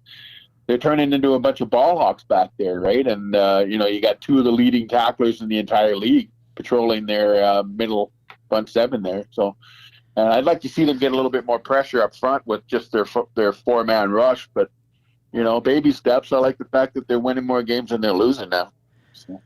Jed, there was, it was still a nervous game. I mean, the Elks were ahead the entire game once they got that first punt signal, but Calgary was hanging around, and certainly they got a huge boost on that punt return.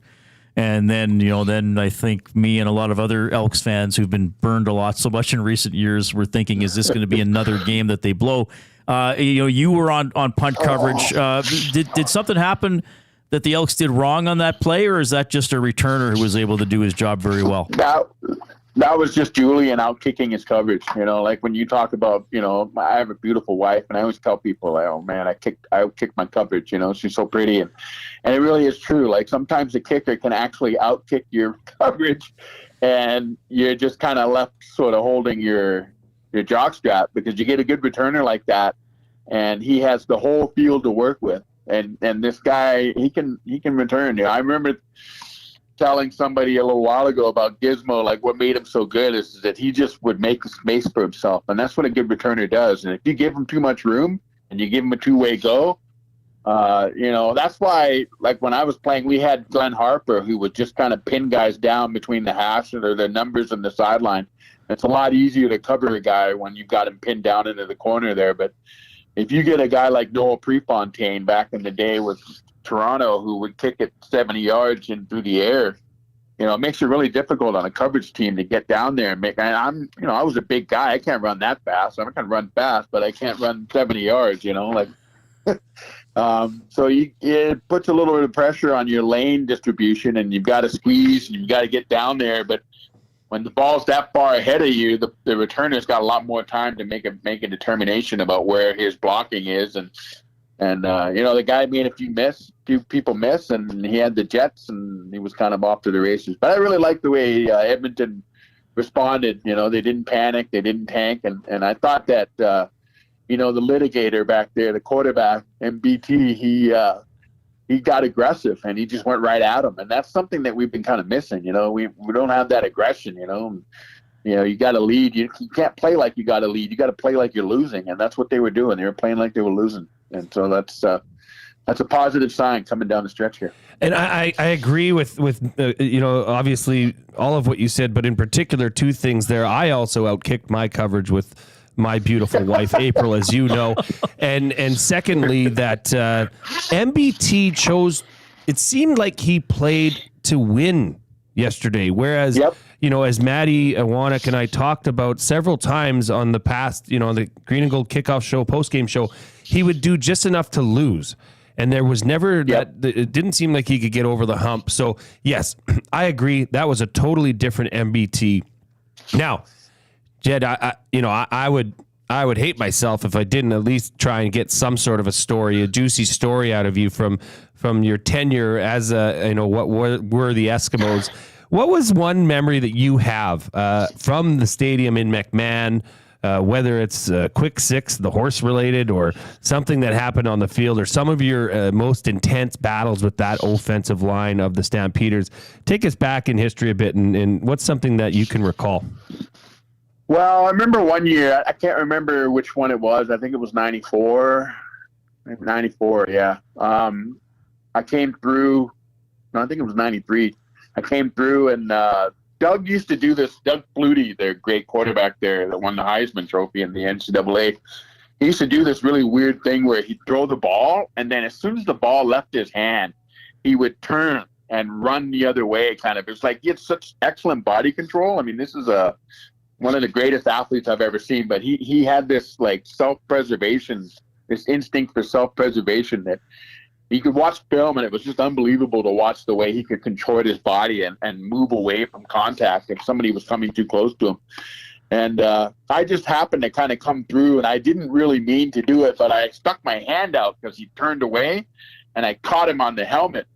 And, the Stampeders O-line didn't like that at all. So Jamie Crysdale and Bruce Covington, rest in peace. He just passed away this offseason. Jamie, I think one of the two of them, ended up putting me down on the ground and kind of did the old shove, like old linemen like to do, finish their blocks. And the referee wasn't really looking, so I just kind of reached up and I caught the guy, and I just got him right in the family jewels and dropped him like a sack of potatoes in front of 35,000 people. The referee didn't see it, right? And so I stood up and I started laughing, and I was walking back to the huddle. And after the game, Bruce Covington came over because I got Crysdale. Crysdale was the one that I dropped. And Bruce Covington said, "Hey, by the way, it wasn't Jamie that got you, it was me." And we started laughing. That is, Jed, that is a good one. That, and God bless you. Those old linemen seem to get away with a lot. So for you to get back one for one, that's good. Hey, I do want to be. I want to talk because the focus of this show, the Reid Wilkins show, is to keep things local. To highlight sporting events and sporting teams that maybe wouldn't get the most coverage. And in this case, I'm talking about high school football. I'm talking about someone you're very close with, obviously, your son, Jed Roberts, number 17, playing out in Sherwood Park for the Salisbury Sabres, who are now ranked provincially number 4, coming off a big victory over last year's provincial champion, Ernest Manning. Jed, tell us a little bit about how you ended up there, how Kakoa's doing there, and what do you think the ceiling is for this Salisbury Sabres football team? Well, it's kind of cool. I'm smiling as you ask me about that because Kakoa has managed to crack the senior team as a grade 10, which is pretty difficult to do even in regular occurrence. It's not something that happens all the time, but this particular team last year, they were all made up of grade 10s and grade 11s, and they weren't expected to do much. And then they went on an unlikely run after they lost a couple of games, I think. And I don't know if you realize this, but Robbie Strucker, the equipment guy for they used to help Dwayne Mandrusiak, he's the head coach for Paul Kane. And Robbie and Paul Kane had beaten Sal, I think, in St. Albert. And so Sal was kind of out of the playoffs looking in. And then they went on a run and they ended up winning the Larry Wilson Tier 1 provincial championships by beating the I can't remember, I think it was Foothills that they beat last year, but it was an unbelievable football game. It was one of the greatest high school football games I've ever seen, but they did it with a whole bunch of grade 11s and grade 10s. So now these guys are all now, grade 11, grade 12. And my son managed to crack the roster as a receiver. He's kind of like the fifth receiver. And he's also the starting long snapper. And, me, I'm a special teams guy. I taught both of my sons how to long snap, because those guys are worth their weight in gold. So they'll always be valuable, and there'll always be a guy that, not everybody can do that. So as far as the team, Salisbury, if they play the way they're capable of playing, I think they can do pretty much as well as anyone in the city, if not in the province. There's some pretty good teams up here in the north now. Harry Ainley is dynamic. They're probably the best team in the league in the province because they have so much talent, and they have the size, and the coaching is Brock Ralph is the offensive coordinator there. And, there's a lot of, Canadian Football League related, tie-ins with you got Robbie Strucker, the head coach of Paul Kane, and it's just a real cool fraternity, a whole bunch of guys that just love the game, and it's fun to watch. High school is, I've always said this, high school is the last kind of bastion of football purity, right? Like, and even in today's day and age with name, image, and likeness, you got a little bit of that creeping down into high school in the States, but hasn't really kind of been the case here. It's all about playing with your buddies and, the guys you grew up with, your next door neighbor. And, after when you get to college, it turns into a business more, it's more about like setting yourself up for life. But in high school, you still kind of, you don't have to pay any bills, and you just show up and go to practice and have a good time, and then head out for soda after the game, right? So I'm just enjoying it, and then this time goes by so fast, and I'm just trying to just take each day and pinch myself in case I'm dreaming. It's awesome. Well, Jed, always enjoy your perspective. Always enjoy your memories. We will have you in studio at some point, but I'll have to wear some extra protection around my groin after hearing that story that you told. You are going to be a regular on our show, which is great, man. I really appreciate it. Thank you so much for taking the time, and we'll talk to you next week. Thank you very much. I'll talk to you next week. That is Double E alum Jed Roberts, who a great perspective on the game of football, really all sports. I mean, he can talk Oilers or whatever as well as anybody. Great personal story, obviously, with being hearing impaired and playing pro football, and I've had so many great chats with him, so we welcome him as a weekly guest here on the Reid Wilkins Show with Jay Milne. You are participating very well, Nasties, to our off-topic topic from William Huff, presented by William Huff. A time you tried to get rid of a varmint or a pest from your home, or, well, a lot of these are from a home. We'll get to as many as we can by 6 o'clock. We do have my top 3, which is going to be a daily segment on the show for food sausages. Today's top 3, is going to be, with Draisaitl staying, I decided to go dark. Most painful Oiler departures. Oh. That's all coming up. We got a sports update with Matt.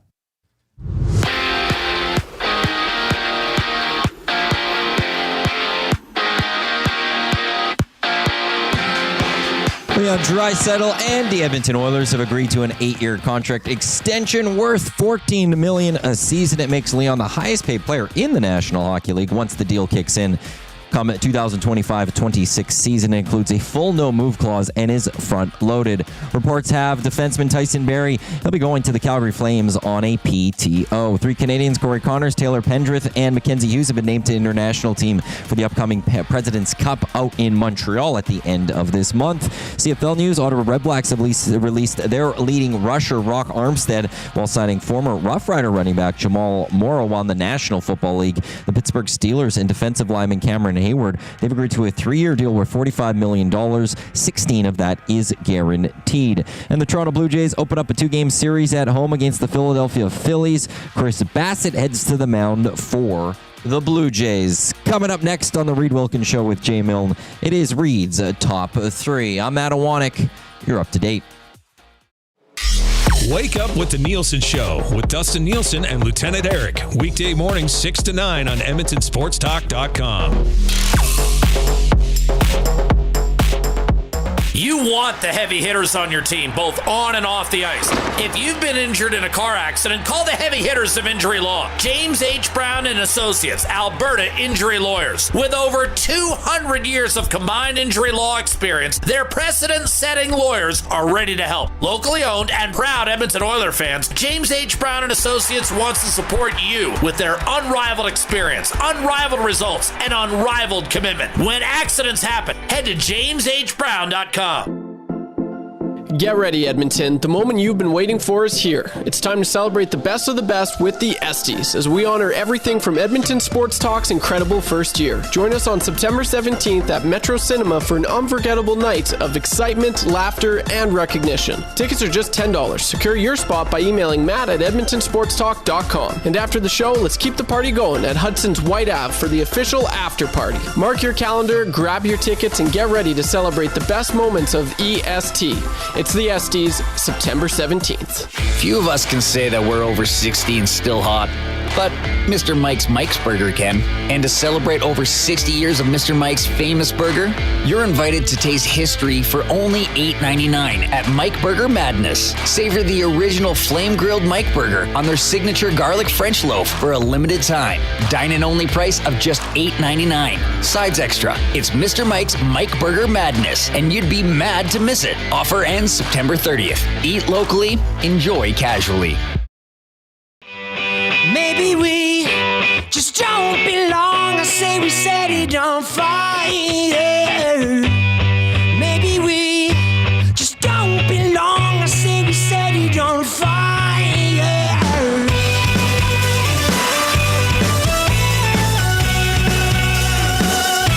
Really appreciate you tuning in. Issue number 1 of the Reid Wilkins Show with Jay Milne. Maybe it'll be worth more than the first appearance of Wolverine in that Incredible Hulk comic at some point. Ooh. You're doing a very good job participating in our off-topic topic, which we will get to before 6 o'clock, 780-218-9999. The time you had to get rid of a varmint or a pest in your life. Several people have written in saying, like, yeah, they turned 18 and they moved out. Okay, we get it. You're kids.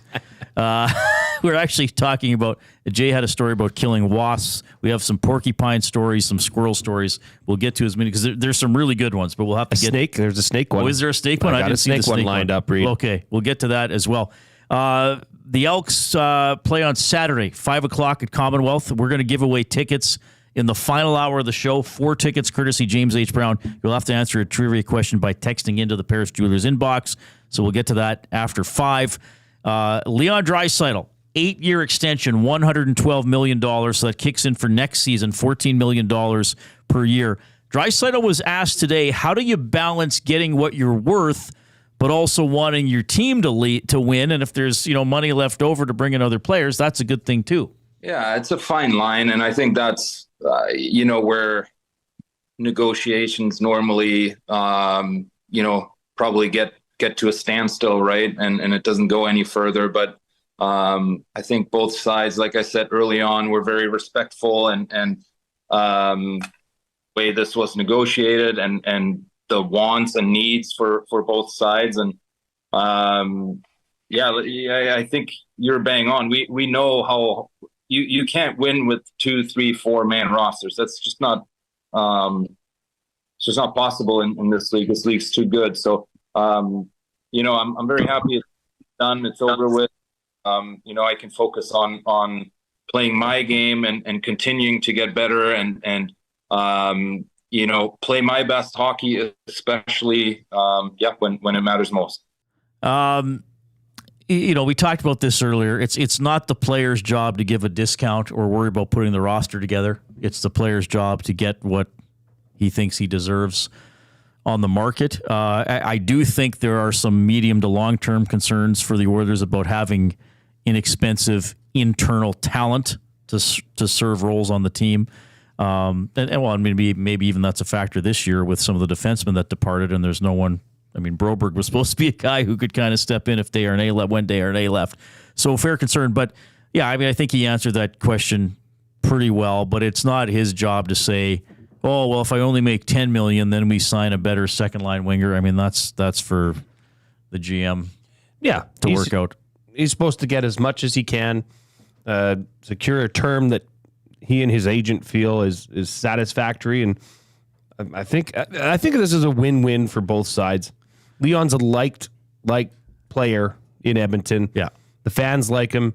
The media seems to like him for the most part. You said there was a couple times. Well, I don't like or dislike him. I just deal with them, and I know they're If you're going to ask a question, you better ask a good one. Yeah, I think he likes to be asked intelligent questions, as well as anybody should. I don't have a problem with that.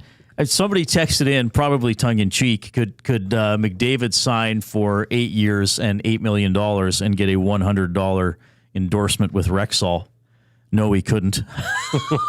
By the way, Cates doesn't even own Rexall anymore. So that wouldn't even be on the table. That's true. I saw one earlier that suggested that they give him a piece of the ownership, a la what LeBron James was looking for. Or, wasn't that Caleb Williams? I think the number one draft pick. Yeah, with Chicago Bears. He was looking, and his team prior to the draft was suggesting that he would like to have partial ownership. I don't think you can circumvent the cap that way. I don't know if any players would want to own and play at the same time. It is. Remember when was it Jeff Fisher, who coached the Titans for Tennessee a long time? Titans? You bet. Yep. I think they were still the Houston Oilers when he was coaching them, and then they were the Tennessee Oilers, and then they were the. What was the progression? Anyway, do you remember? I did. Sometimes I do this too. I think of a story on air, so I don't have the full thing. But he gave an expensive bottle of wine to a kicker who reached a career. Do you remember this, Matt? He got a kicker an expensive. I'm pretty sure it was a kicker. Got him an expensive bottle of wine to say, "Hey, buddy, congratulations on whatever it was, 200 games or." And the league was like, "Nope, that's circumventing the cap." That's an organization giving a player, because it could be an argument that would be a way to circumvent the salary cap. Like, hey, Reid, you like comics? Well, we'll just pay you the minimum salary and we'll get you every obscure X-Men comic that exists. Well, and that even happened, Jim Harbaugh. That is how Dustin's paying me, by the way. Jim Harbaugh, that whole debacle with, and this is before nil and all that's come to light now. Jim Harbaugh got suspended for 3 games for buying a recruit a cheeseburger. Oh, in college, yeah. Well, in college, you theoretically can't do anything. Well, now you can. Now those college athletes are getting paid more than a lot of their professional counterparts. That kind of stuff. Yes. Yeah. Well, I remember even John Wooden saying, one of the greatest coaches of all time, he's like, I probably broke the rules because I'd have a kid over for dinner. Right. I'd have kids, players in my house and have dinner with them, which was technically against the rule. Anyway, Heaven forbid. Connor McDavid is not going to. Well, even if Connor McDavid got an endorsement deal with somebody, it wouldn't mean that he would get paid less. So good stuff for Draisaitl. Wants to be an Oiler. Again, the quote I wrote down earlier that he said during the news conference, the Zoom call, I had a hard time picturing myself in a different jersey. Some other players probably would have said that at some point in their careers and then wound up in other jerseys. As we go to Reid's top 3 for food sausages, the best sausages you will ever eat, locally made and packed full of flavor. Order online or visit them in-store, 6736 99th Street. Take advantage of their EST discount. 10% off your order by entering the online code EST or just mentioning Edmonton Sports Talk in the store. Plus, they have free delivery in Edmonton on orders over $100. As Food Sausage says, you can't beat our meat. So I have done. I'm sorry to bring it down, everybody, but I think this will probably get people involved because they're all going to have their own story. I would think the top 3 most painful Oiler departures, players. I'm not going to talk about when, say, they're left for the Rangers or anything like that. It's players. All right. I don't know who you have, as I discussed earlier. We don't discuss this, but I have written down your own, my 3. Good. That I mean, you may be a little bit deeper with this, but topically, I think these are 3 of the hardest ones. But I am interested. Well, I'll tell you who I didn't put in my top 3. I'll give the honorable mentions first.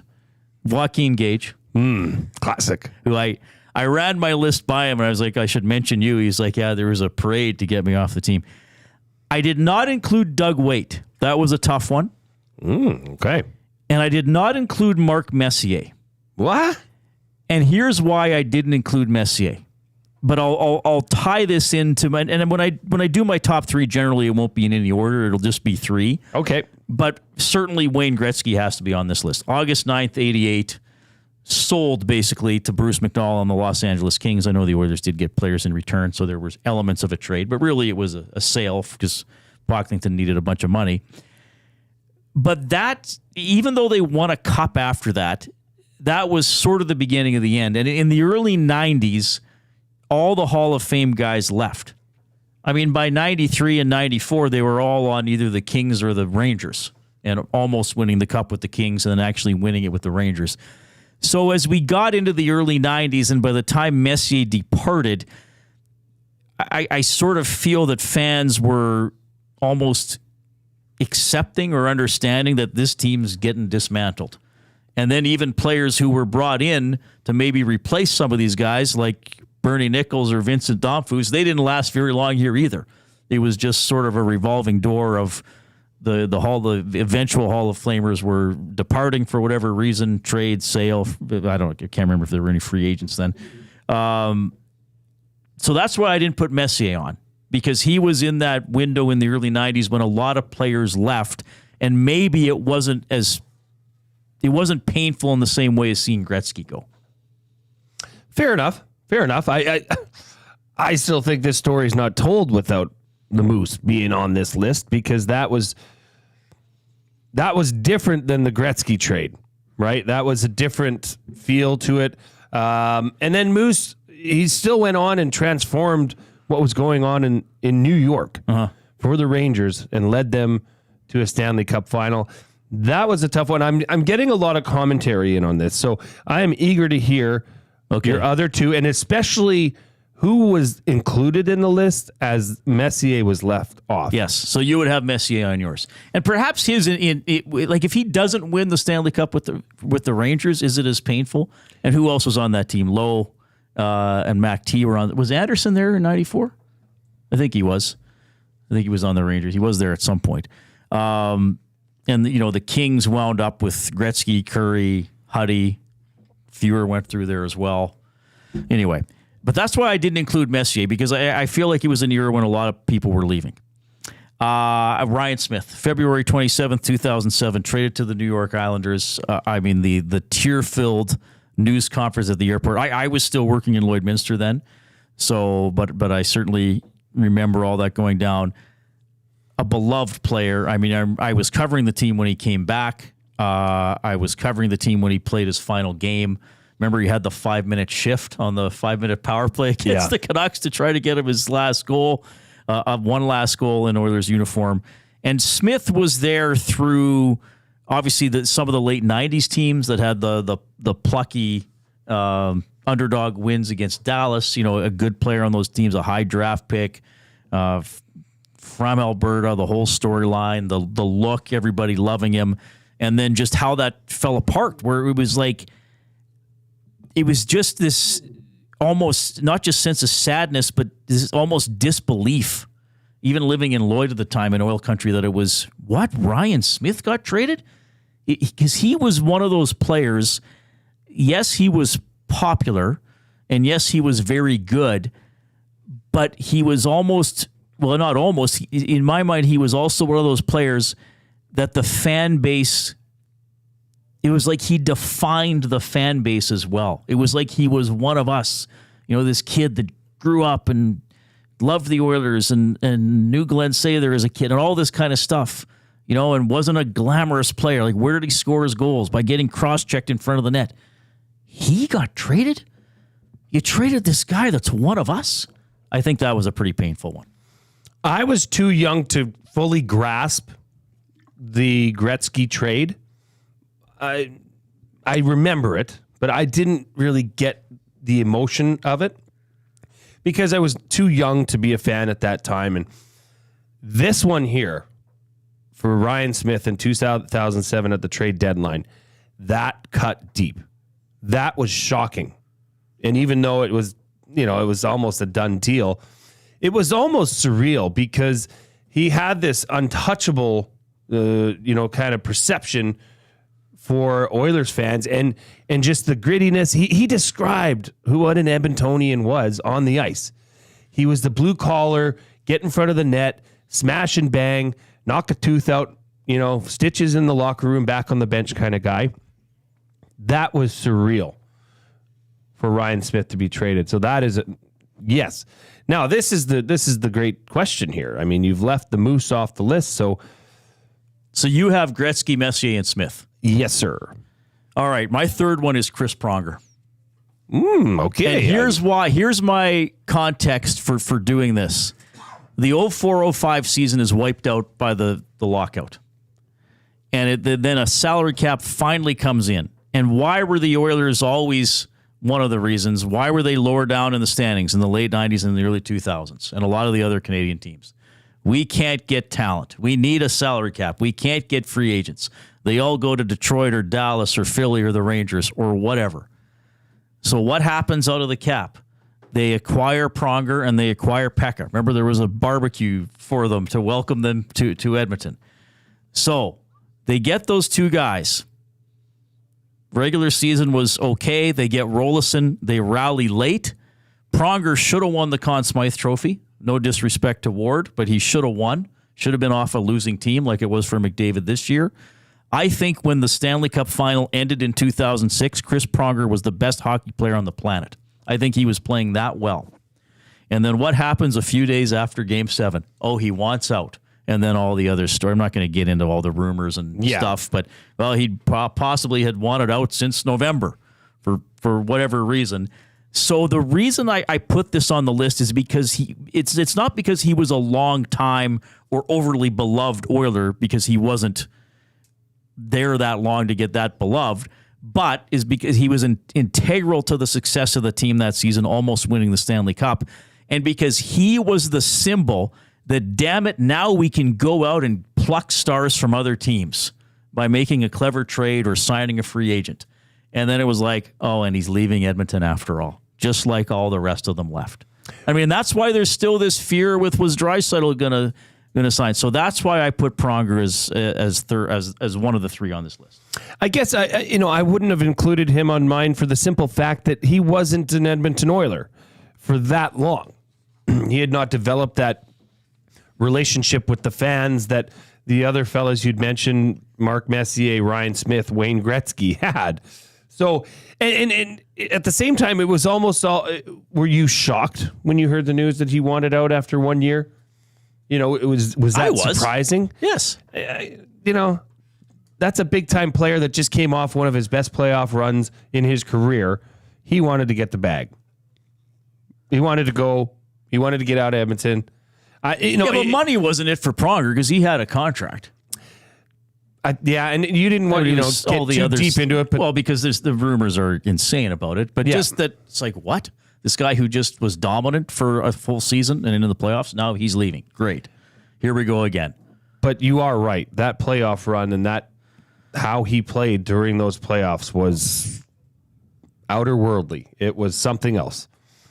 The human rake. Greg says Pronger asked to be moved so it doesn't hurt as much as that's fair. I mean, again, this is my opinion, and as any opinion is welcome. Just give us a reason or two. I've always liked to hear the why. I got a friend who's a much more recent Oilers fan who says her three are Yamamoto, Puljujarvi, and Fogel. She only started cheering for the team about 4 years ago. Well, there you go, right? I mean, that's a little different perspective. Everybody has their own interpretation of your top three, who is presented by Fuge Sausage. Taylor Hall for the trade being so inexplicable. That one was hard to take for sure, too. Okay. Fun stuff. We'll try to dive in with a couple of those. Of course, we are in the James H. Brown studio. James H. Brown, the heavy hitters of injury law with over 200 years of experience. James H. Brown will get you the settlement you deserve. Visit them at jameshbrown.com and book your private consultation today. Matt will have a sports update. We'll hear from you, and Jay Onrait is scheduled to join us. Two guys and a goalie. I don't mind analytics. I just don't like when people are like only analytics and only this, and they're like, oh, you can't do that, guy is, and so he's horrible. And I'm like, let's watch the tape, and then let's look at those analytics and say why some of that stuff happened before we make our decisions. Cass is good in the sheets. The Excel spreadsheets. I was going to say, like Cass, what do you think of analytics? By the way, this episode will be called Cassalytics. Hey, I think it's got to be. Two guys and a goalie with Gager, Cassian, and Nielsen. Tuesday and Thursdays at noon. Only on Edmonton Sports Talk.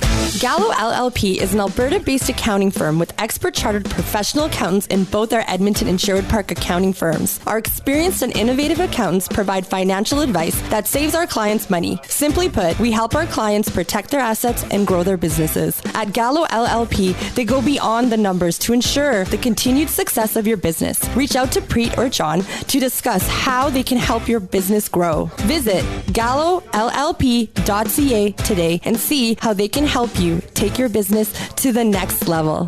Since 1952, William Huff has been the heartbeat of Edmonton's advertising world. From humble beginnings to a citywide powerhouse, we've been the go-to for print, design, and installation. Partnering with Edmonton's top sports franchises and major events, we've helped shape the city's global reputation. Our secret? Unmatched customer service, decades of expertise, and a passion for excellence we call the William Huff Advantage. For advertising solutions that stand out, choose William Huff. Visit us at williamhuff.com. Hi there. If you're like me, you like to picture yourself in luxury, even though there's absolutely no way you could afford it. And if you can, well, even better. Thankfully, I picture myself in something that is luxury, but still absolutely affordable, like the all-new Mazda CX-90 from Park Mazda. With the new luxury features like facial recognition settings and quilted detail Napa leather seating, I can pretend to be comfortable with all of my proper settings activated without even touching a button, thanks to Mitch Lewicki and the great staff at Park Mazda. I like to picture Mitch Lewicki as a ninja fighting off evil samurai. Park Mazda, your dealer for life in Sherwood Park off Y Road, parkmazda.ca.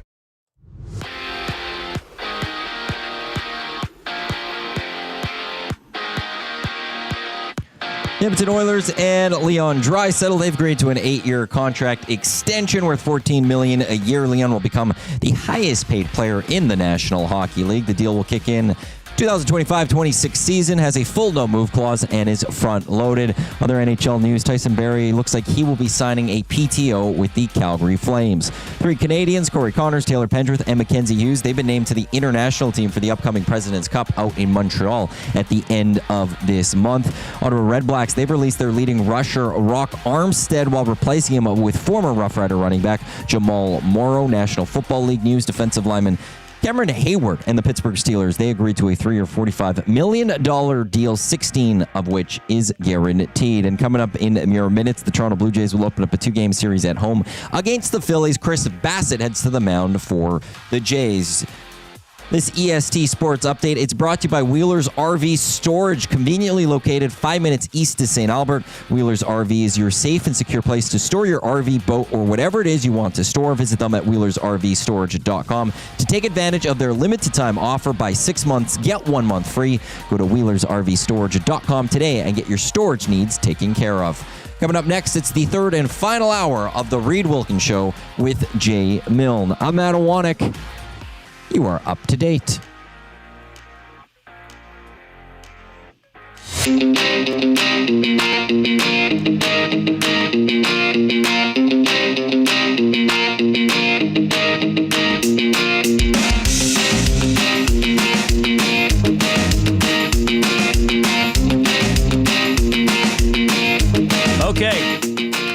8-year extension for Draisaitl, $14 million per year. Again, this starts next year, so he's really committed to the Oilers for 9 seasons. So the way it works in the NHL is you can sign a player to an extension when he's into the final year of his contract. Somebody asked me that a few years ago because it's a max 8-year deal in the NHL for your own free agent. So somebody said, well, why didn't the Oilers just sign McDavid for 16 years when they drafted him? Like sign him to an 8-year contract and immediately give him an 8-year extension. It's like, well, because they can't do that. That would be against the rules. There's a collective bargaining agreement. Nor can they just, as we were talking about, give him a bunch of PlayStation games or bottles of wine or anything like that. A little bit here from Leon Draisaitl. So speaking of McDavid, he was asked today, so you and McDavid are sort of linked.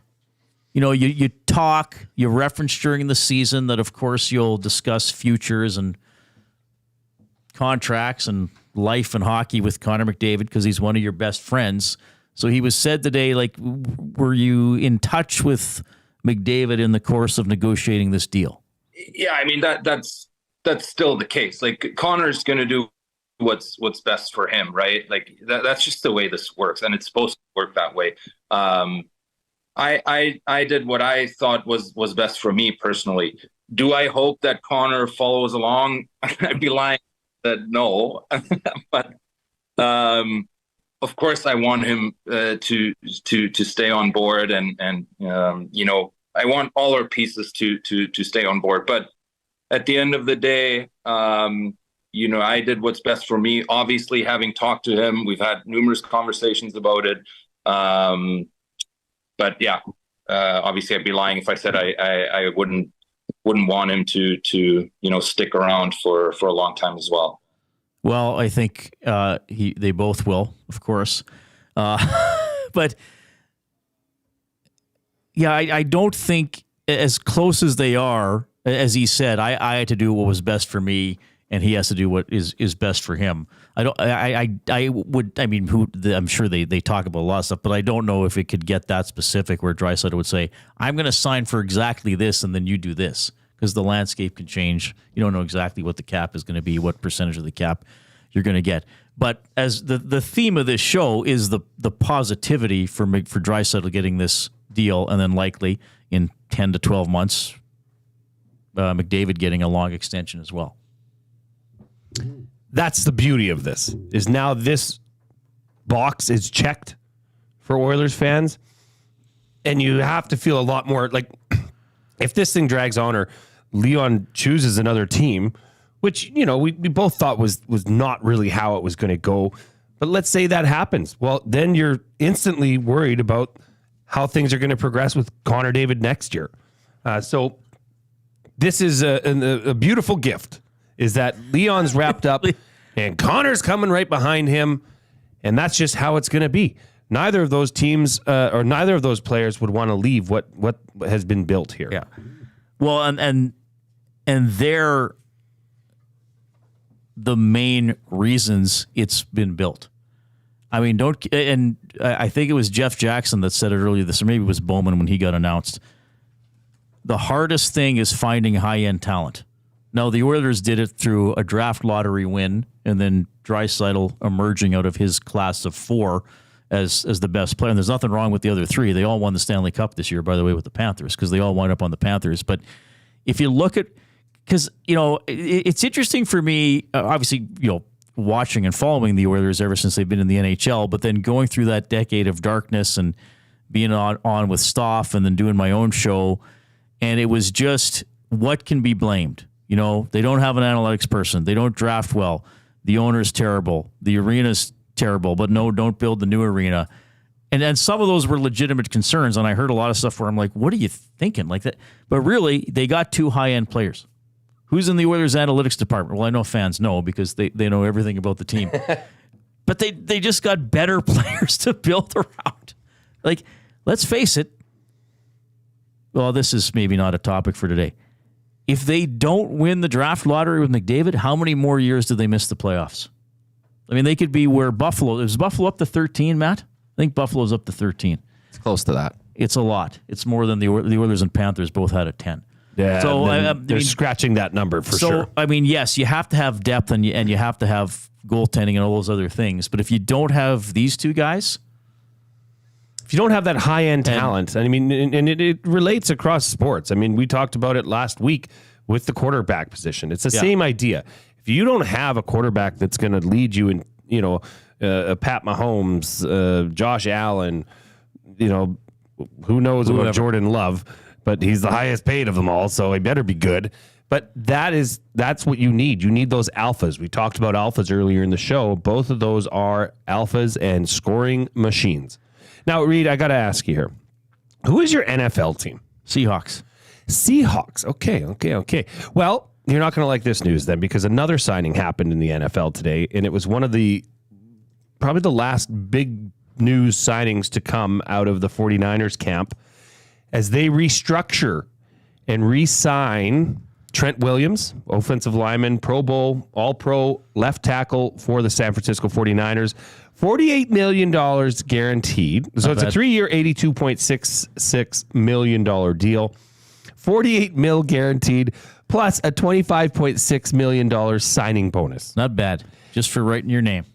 He has, since joining the 49ers in 2021, he has accrued $103 million in guaranteed money, let alone his contract.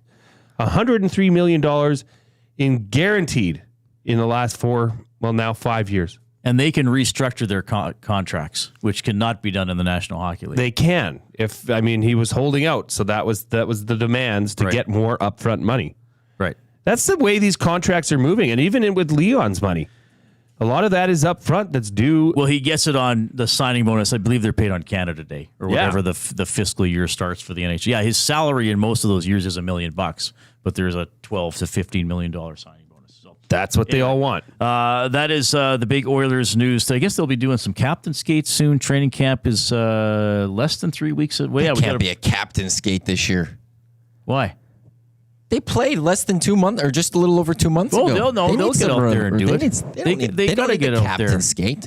They thought that last year because they're like, we mean it this year. They need to take as much time off as they can. Is that I kind of agree with you. Like, do we need that? Does the media need to see that? Do the fans need to see that? What's the point of the captain's skate? Last year was to get going to start the season. That failed miserably. They've been doing it for a while. And look, here's what happens. One team does it, then every other team has to do it. But it's who wants to be... Okay, can you imagine this with this fan base, which I love? Can you imagine if the 31 other teams had captain skates before training camp and the Oilers didn't? Can you imagine how angry people would be? Unless the Panthers are doing and then it, they lose doesn't matter. And then they lose 8-1 to Vancouver in the first game of the season. Well, they did last year and they lost. I know, and they had cap. And not everybody's there, and they're not allowed. I mean, and if the Panthers did it, that's one thing because they won the cup. But if the Panthers don't do it, you just go, well, all these teams are chasing us. We're better. I think it's just the point where. I mean, it's almost a year round. I mean, here's the thing: the Oilers and Panthers are playing in the Stanley Cup final. The teams who had missed the playoffs the players had already had their 3 to 4 week break or gone to Greece or gone on holidays and were already skating for next season, or at least working out for next season. So they get a lot of money, but you got to be an athlete all the time. I mean, probably even the week McDavid was getting ready for his wedding, he's up in the morning and working out. So it's a year-round commitment. But yeah, I get what you're saying. You're not the first person to say, why do they have the captain skates? The whole team's not there. Well, just for this year. Because of how last season was. You don't think they should have them? Well, based on this past season. Just because they played until June 24th. Right. Or whatever it was. Yeah. 26th. That is going to be interesting. It's a long, we're just past the 2-month mark of their last hockey game, which is not that long ago. Well, how much hockey has Florida played? Get your rest. Get your relaxation. I think for Florida now, you have to factor in the previous season as well. That's like for Tampa Bay. Now, their circumstances were different, I guess, because they had the shortened season and the bubble playoffs here in Edmonton that were in, when were they? August into September. But that's going to make it's hard enough to repeat or go deep as it is anyway. I mean, at some point, does this just catch up to the Panthers? Could it catch up to the Oilers at some point? You just play so much hockey. and the summer is so short. Like, have you ever heard the term, buck the trend?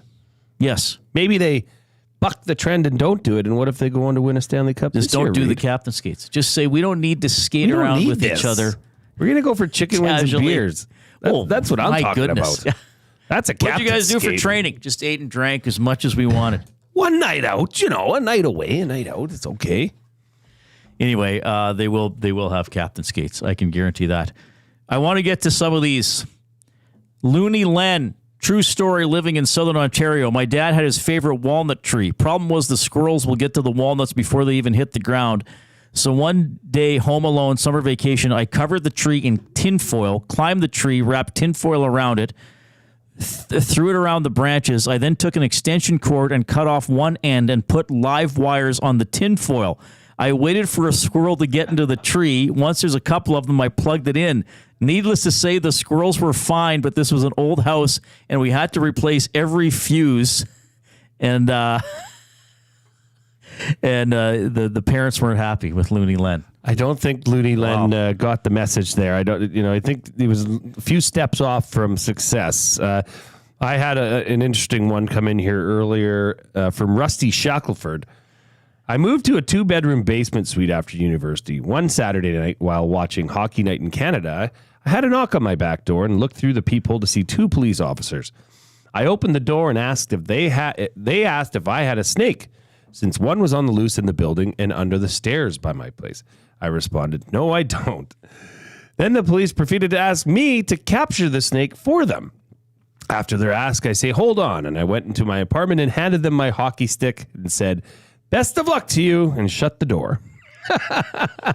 This is our off-topic time. You had to deal with a varmint. Is that the right word? Or a pest? Pest, yeah, varmint. Mm-hmm. CW says, came down one Saturday morning and heard chirping in my kitchen. I thought the windows were open. Nope, I ended up with a bird's nest in the ventilation from my range hood. The birds came too far into it and ended up sitting in the fan above my stove. Tried to call someone, but then decided to just deal with it myself. Ended up taking off the screen and the fan, chased 7 birds through my house and caught them or chased them out the doors while my wife watched, pulled out the nest and put a screen over the top of the ventilation. I wanted a nice, relaxing Saturday morning, but instead I felt like it was an amateur version of the movie The Birds, directed by Alfred Hitchcock. That's pretty good. These are great. There are some laugh out loud. We got to try to get to more of these before 6 o'clock. Yes. We'll do the trivia. Do you want me to do? Well, you got to call Jay here, don't you? Is he ready yet? He's doing video, isn't he? Yeah. So he just logs in. I see when he I hope he might not remember. He's a pretty weird guy. Let's do trivia now then. Oh, no. Sorry. Thought maybe he was there. Let's do trivia now. So you got to text in the answer to the Paris Jewelers inbox, 780-218-9999. I got too many notes. There it is. The last time, 208 receiving yards for Jones yesterday. Tevin Jones, you bet. The last 200-yard game by a Double E receiver was DeVaris Daniels. He had 207 yards against Winnipeg in August of 2019, August 23rd. Who was the Elks quarterback in that game? First correct answer, text it in. Who was the Double E quarterback throwing 207 yards to DeVaris Daniels, August 23rd, 2019? Last time a receiver had a 200-yard game. Here's Matt with a sports update.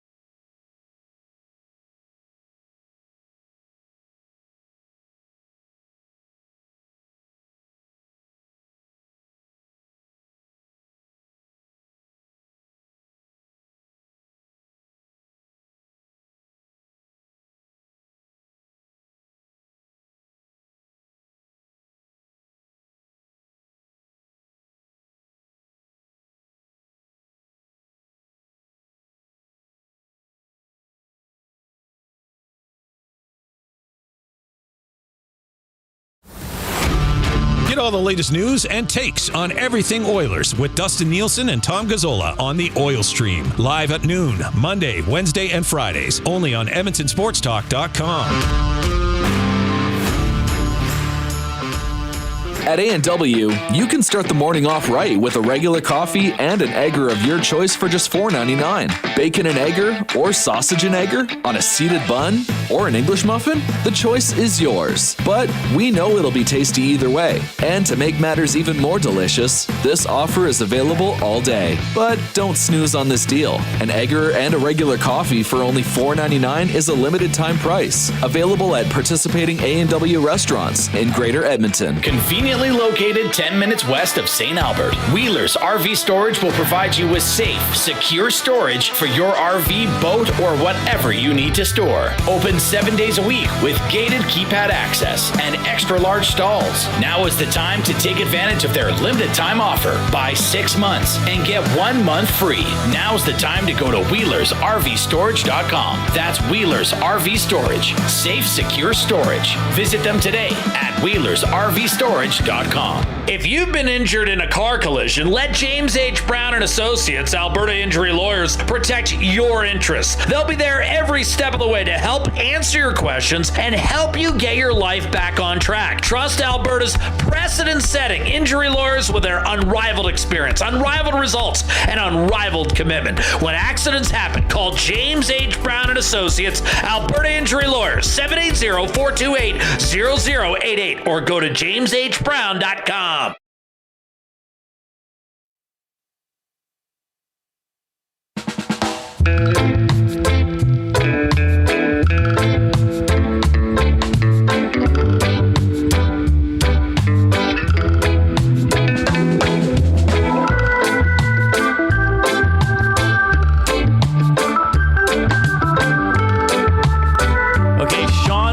Trivia, so he gets 4 tickets to the Elks and Stamps on Saturday, provided by James H. Brown.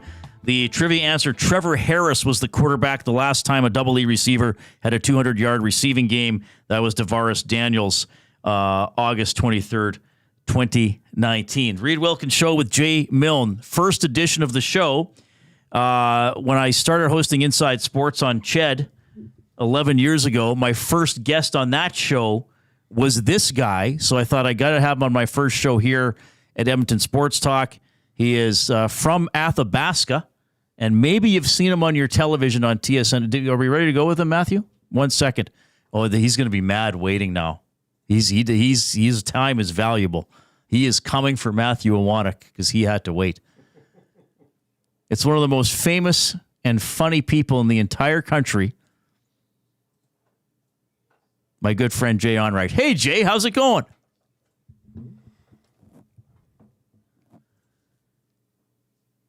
Do we have audio from Jay? Period. He's in a car driving somewhere, but we cannot hear you. Wait, can we just call him, Matthew? Let's disconnect. Sorry, Jay. Well, he's going to be irate. I think he's just going to yell at us for 10 minutes when he comes on. Well, we got his phone number there as a backup. We will have Jay. Jay turned 50 last week. I turned 50 in April. Wow. Both born in 1974. That is that's quite a feat. 50 years old. Being alive is quite an accomplishment. But, being here for 50 years. It's like when they ask the people who like turn 100. Well, to what do you owe your old age? The fact that I haven't died yet. That's true. So this one lady once was celebrating like her 100th birthday in a small town. So the local newspaper came out. It was a big deal. She was like the oldest resident ever in the town. And the reporter says, "So, ma'am, to what do you owe the fact that you've made it to 100 years old?" And she said, "Well, I'd have to say I owe it to the fact that I never disagree or argue with anybody ever. I never have in my life." And the reporter said, "Come on, at some point in your life, you must have had a disagreement or a spat or something with somebody." And the woman thinks about it and says, "Yeah, I guess you're right." That's good. Now, let me ask you this. Because everybody talks about these milestone birthdays, turning 20, turning 30, turning 40, turning 50. You are 50. Yes. Right? And what was the biggest one for you? 30, 40, or 50? Because turning 20, I don't think is really that, it's not necessarily a milestone. I think turning 18 is a milestone because you know why. But 30, 40, which one? Any of them? I guess 40. Yeah. Because there was a larger sort of birthday party with my family. Yeah, 50 was quiet. I went out a couple nights before my actual birthday, just for dinner, and then a friend and I went out for a drink, and I hosted an Oilers game on April 1st, 2024. Do we have Jay on the phone? Jay, you handsome bastard. How are you doing? Good. Hi, Reid. How are you? Good. My co-host Jay Milne is here as well. He's thrilled to meet you. Hi, Jay. How's it going? Oh, it's going very well. Our first show is flying along here. It's can't believe it's almost over. But first off, happy belated 50th birthday. Wow, that's I was saying to Reid, that's quite a feat that you're still here. You're still with us. That's great. Still alive. I know. I don't know what you heard about me, Jay, that would make you so surprised that I made it to 50. My reputation as a rabble rouser, I suppose. But yes, I'm happy to still be here. Happy to still be able to make an appearance on the Reid Wilkins show. It's so exciting. Now, how did you sell it? If you can share anything, I know you enjoy going out for a nice night of dining. I know there's a beverage or two you might enjoy. I also know how much you love your family, not just your wife and kids, but your parents and your sister and extended family. How were you able to celebrate your birthday? What was the most meaningful or fun thing you did? The most important thing I did was ignore all the people you just mentioned. It was important for me to make sure that my family didn't interfere with me getting drunk on my 50th birthday. So I made sure that I blocked my parents' number. I blocked my sister's number. I blocked my kids' Facebook Messenger accounts, and just really enjoyed myself with the most out of control friends I could possibly hang out with. So it was dinner, it was drinks. I actually stayed out till 5 a.m. I haven't done that for a long time, probably since the Club Malibu, the Morgue days. Oh, wow. That's the last time I probably stayed out till 5 a.m. So whenever Club Malibu, the Morgue closed down, I can only imagine it was just about a year ago. That was the last time I was out till 5 a.m. Well, congratulations. That's a very heartwarming story that you didn't involve anybody in your family. And was Dan O'Toole involved?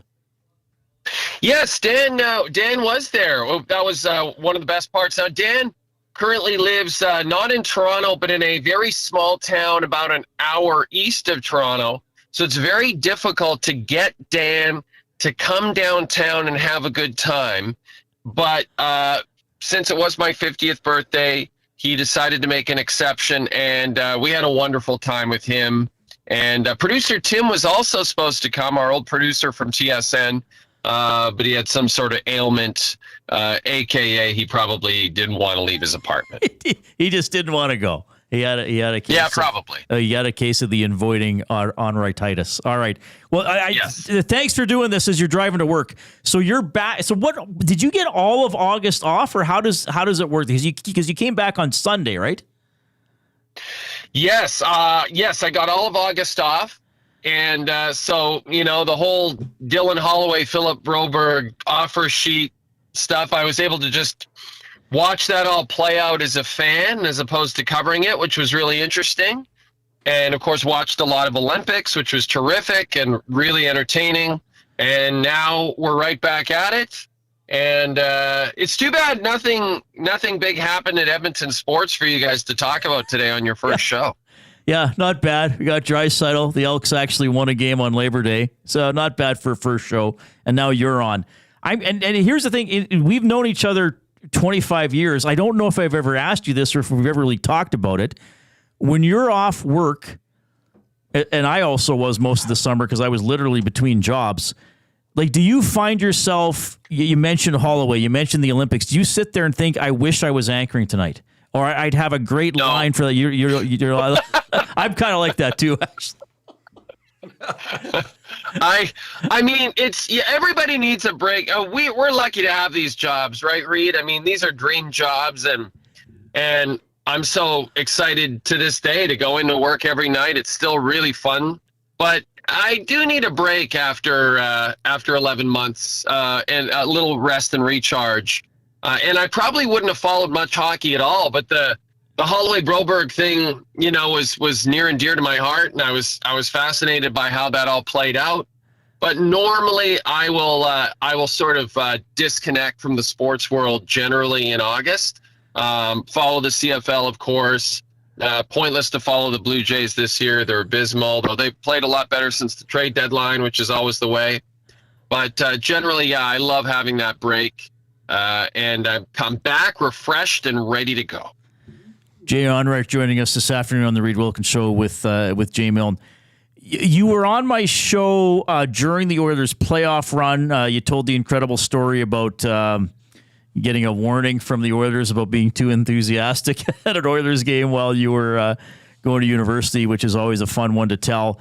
I'm wondering, you got to do the nightly highlights. You got to see what Edmonton looked like. And, like me, you grew up rural Alberta.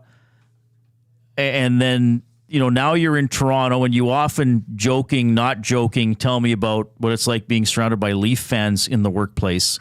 What was the TSN newsroom like during the Stanley Cup final? And did you ever kind of, strut around a little bit saying, hey, look how my old hometown team is doing? No, I never strut around because, as Oiler fans all know, until you win that thing, I don't know.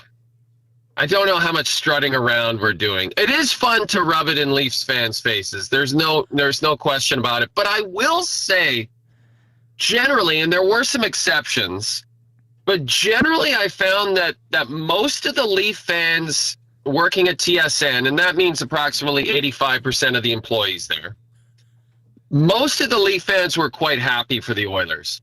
And enough time, I think, has gone by since Montreal last won a cup for a Canadian team that I think a good portion of the population here would like to see any Canadian team win it. Obviously, they'd love to see the Leafs win it. But I was surprised, to be honest. There were a couple hardcore Leaf fans who were actually, vocally cheering for the Panthers, right? Because they were so filled with jealousy and rage that the Oilers might win another cup. Which would be their sixth since the league expanded, whereas the Leafs have never won a cup since the league expanded, ever. There's definitely Leaf fans who are bitter about that and angry about that everywhere, not just the newsroom. So there was definitely a couple that were, but I don't even get offended at those fans, because to me, that's just, you're hardcore about your team. I know there's probably a lot of Edmonton fans, the idea of the Leafs winning a cup now would just be awful, right? I mean, Edmonton fans have to hear enough about the Leafs as it is on all the national networks, including my own.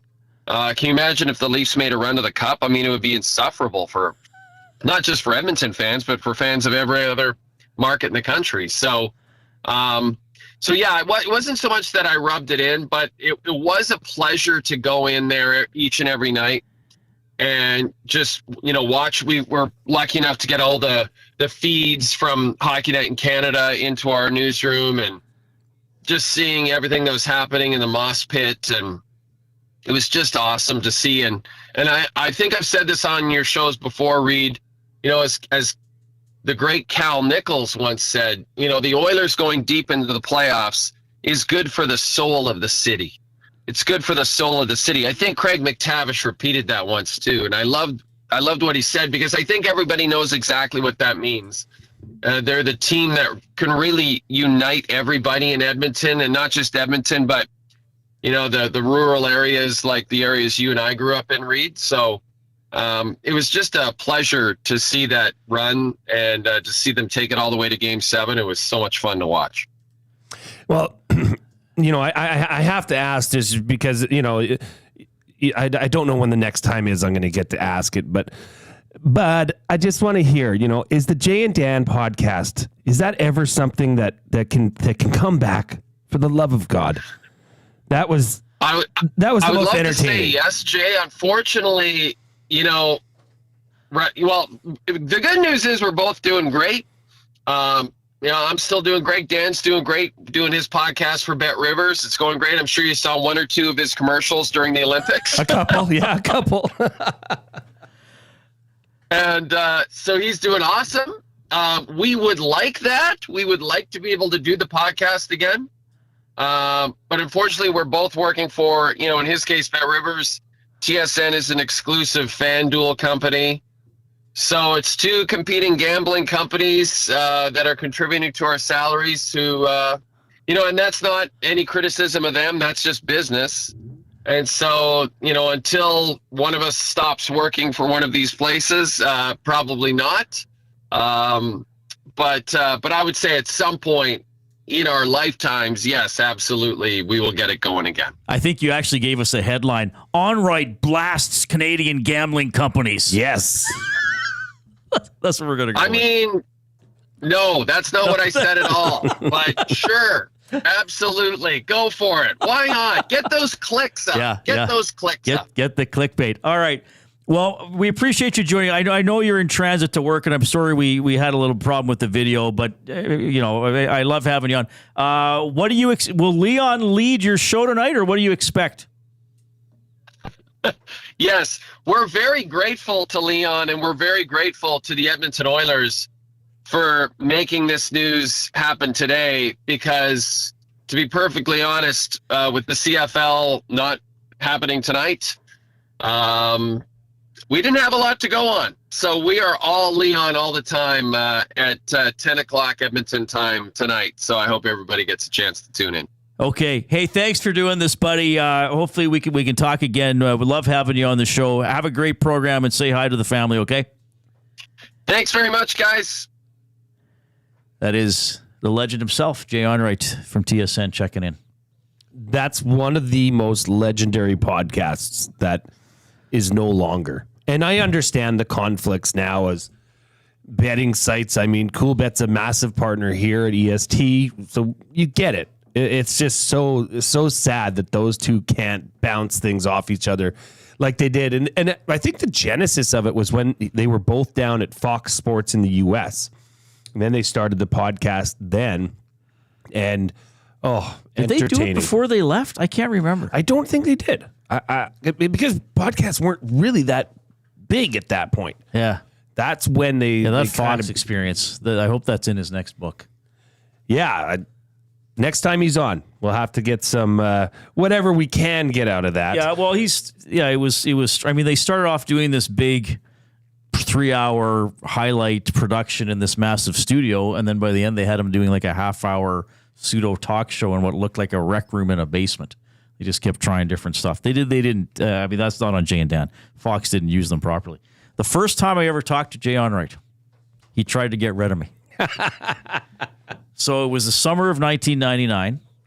I go to Global Saskatoon to do my practicum from Nate because I wanted to have at least some sort of on-air experience, at least to get to do some reporting and maybe get a tape of anchoring.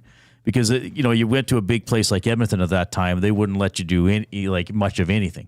So I moved to Saskatoon. I didn't keep a place here in Edmonton. I got a little apartment in Saskatoon. I just moved. I was like, hey, it's only for 4 months, but I guess I got to move. So I started on a Monday. Jay wasn't there. He was the sports director. There were 2 other sports guys, and they did a half-hour nightly sports show like Global used to do. So they're like, yeah, well, Jay's the boss. You'll meet him tomorrow. So, okay, Tuesday comes. I go into the station, and Jay's there and sort of saying hi, and he's like, hey, I got to talk to you for a second. So he takes me away from everybody into like this makeup room, and he says, so...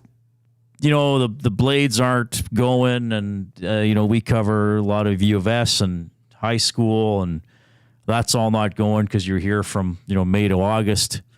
So, and there's 3 of us already, so we're not sure how much you're going to get to do. I'm like, oh, well, but I just want to learn, and anything is fine by me. And he said, I know the guys at CTV. They only have 2 guys, and they usually take a lot of holidays. So why don't I phone them? They might do me a favor and take you on as a practicum student.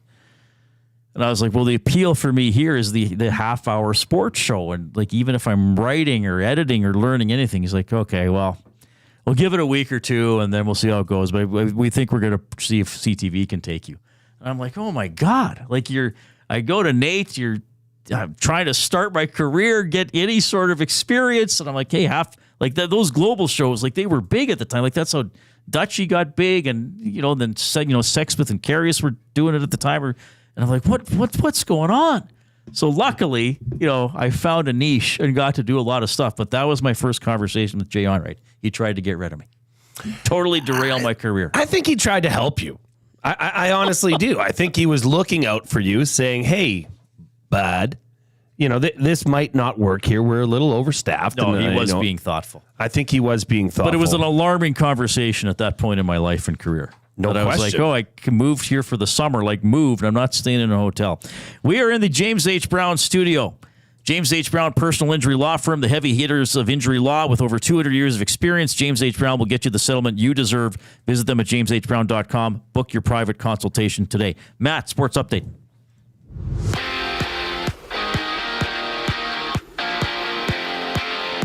Leon Draisaitl and the Edmonton Oilers, they've agreed to an 8-year extension worth $14 million a year, which will make Leon the highest paid player in the NHL. The deal will kick in for the 2025-26 season, includes a full no-move clause, and is front-loaded. Tyson Barrie looks like he's going to Calgary on a PTO, that according to reports from Pierre LeBrun and Frank Saravalli. 3 Canadians, Corey Connors, Taylor Pendrith, and Mackenzie Hughes, they've been named to the international team for the upcoming President's Cup, which will take place in Montreal at the end of this month. Major League scores, the Toronto Blue Jays having a big six-run first inning. They lead the Philadelphia Phillies 6-1. That one just in the top of the second. Elsewhere across the majors, the Orioles are up 7-0 through 3 innings against the White Sox. The Nationals have a 4-0 lead over Miami. That one in the bottom of the fourth. Also in the fourth, Minnesota leads the Rays 1-0. Coming up next here on The Reid Wilkins Show with Jay Milne, the final segment of their first show. I'm Matthew Iwanek. You're up to date. Don't feel like working? Join the Hangout. You never know what you might hear. Weekday mornings 9 to 11 on EdmontonSportsTalk.com.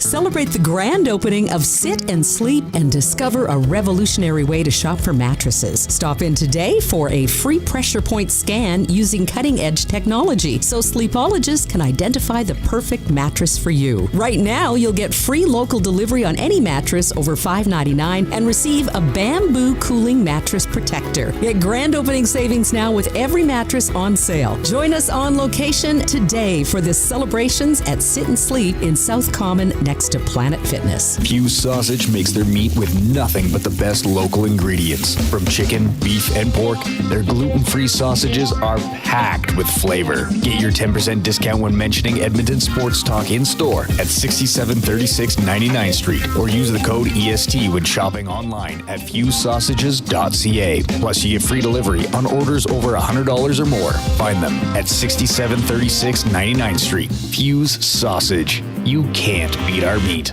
Hey Edmonton, ready to take advantage of lower rates and better pricing? South Fort Chevrolet in Fort Saskatchewan has you covered. From rugged trucks to sleek SUVs. And with over 40 years in business, you can trust that you're getting the best deal on your new ride. As the proud title sponsor of The Nielsen Show, EST listeners can drive a little to save a lot with South Fort Chevrolet's transparent pricing and down-to-earth sales team. Visit us today in Fort Saskatchewan or online at southfortchev.com.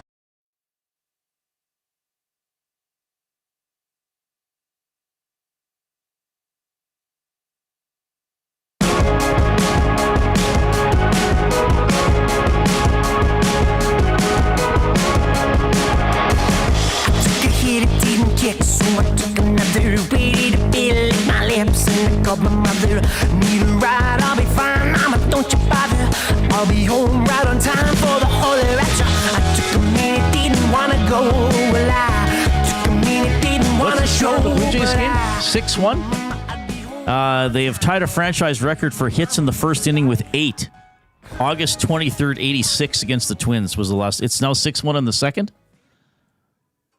Yes. Wow. Okay. Top of the second. So they're the Blue Jays are flying today. Good to have Jay Onrait on the show. You also heard from Jed Roberts, and we had Tevin Jones from the Edmonton Elks as we get the Reid Wilkins show with Jay Milne rolling here on Edmonton Sports Talk. We're really excited. 6 a.m. to 6 p.m. local programming. If you're watching us on YouTube, thank you. If you're getting us through iHeartRadio, TuneIn radio apps, thank you. Maybe you're checking out the podcast a little bit later on. We are just off and running here, and this is really excited. And if you are listening on YouTube and you're watching on YouTube, hammer that thumbs up. The more thumbs up we get. Am I supposed to do my chair now? Oh, yeah. This is the last segment. So Reid is going to officially try and... I went lower. Yeah. Hang on. Up. Oh. Is that better? I think that's an Is this improvement. where I'm supposed to be? Now I feel like I'm not in the right spot. No, I think that's this better. This is better? Okay. Yeah, I think, we're more along the similar line. How do I sound, Matt? Well, you are taller than me, so you should sit higher than me. That's, technically true. Yes. Wait, I'm just curious. Why do we go that Reid had to go up? Why didn't you go down? Why wasn't that at all like thrown out there as a possibility here? Listen, Matt, it wasn't a possibility. Okay, I if I was to sit lower, why not? Well, I don't know. Oh God! Oh, that's freakishly. This would be uncomfortable. Yeah, but you can bring the mic down. Well, maybe when it's higher, it's a little uncomfortable for Reid. I guess he is 50. Got to give him, Yeah, my body Reid, is it's up to breaking you. down. Trust me. I can go lower, but I'd prefer to be. I can't look at you when you're in that position. My legs. Because you got to bring the mic down. Okay. You got to. Yeah. There. How's this, Reid? You look normal. That does not look good. You got to go a little higher. That looks weirder than just me a being tad low higher. down. Just a tad higher. And then I think you guys would be. Well, don't take the desk down. Okay. How's there you that? go. You guys are dead same level. No, you're a little bit higher now. You got to go up. We'll figure it out. The off-topic topic. Tell us about a time you had to rid your home or property of a varmint or a pest. Amos Moses. When I was young, a bat came downstairs from our upstairs attic. It was flying around the house and has us all worked up. It's made its way into the sunroom, and my mom was in the doorway watching it holding a broom. My dad pushed her from behind into the room and closed the door and held the door shut. I can still hear the bangs and crashes coming from the sunroom as Mom went from between cursing my dad out and attacking the bat, and Dad was laughing his arse off. When he finally let go of the door handle, Mom came running through the doorway with the broom, held sideways, broke it in half, and kept running. Dad was in the doghouse for a few days, if I remember correctly. Ha ha. That is from Amos Moses. And apparently the bat still lives in that home because they couldn't get it out of the room. There were some very good ones that These came have been in. very entertaining. I don't think we're going to get to all of them. They've been highly entertaining.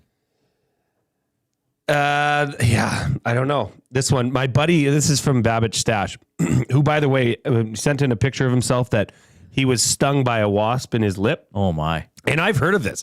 People that, especially if you're golfing and you have a beverage in your golf cart, the wasps obviously like that smell. They like what's going on in there. So take a sip of it and right on the lip. It would look bad. It looked really, really full. Babbage Stash, my buddy had a muskrat in his yard. He sent me a pic, and I said that is a vole. You got to get rid of it, or it'll burrow in your window boxes and wreak all kinds of havocs. He caught it and pinned it down with a shovel, then got an ice scraper and went full guillotine. The other people, I don't know when I read it earlier, it didn't seem so bad, but essentially it was just a harmless little muskrat. It actually wasn't a vole. And they decapitated it. Clearly, yes. Just like Edmonton Sports Talk. What a Your joyful clear show. choice for Edmonton Sports, clearly. Filthy from Calgary. Porcupine on in-laws farm near Ardrossan. We caught him using cinnamon apples in a trash bin. We thought cinnamon apples was an old wives' tale as it was coming from my wife's mom. Turns out it was amazing. Little guy was just munching the entire ride out to Elk Island Park where we let him go out and make friends. There, we'll close out the off-topic topic on a happy note. Well, here's something captured and released the animal. Coming in from Swifty on the Paris Jewelers inbox.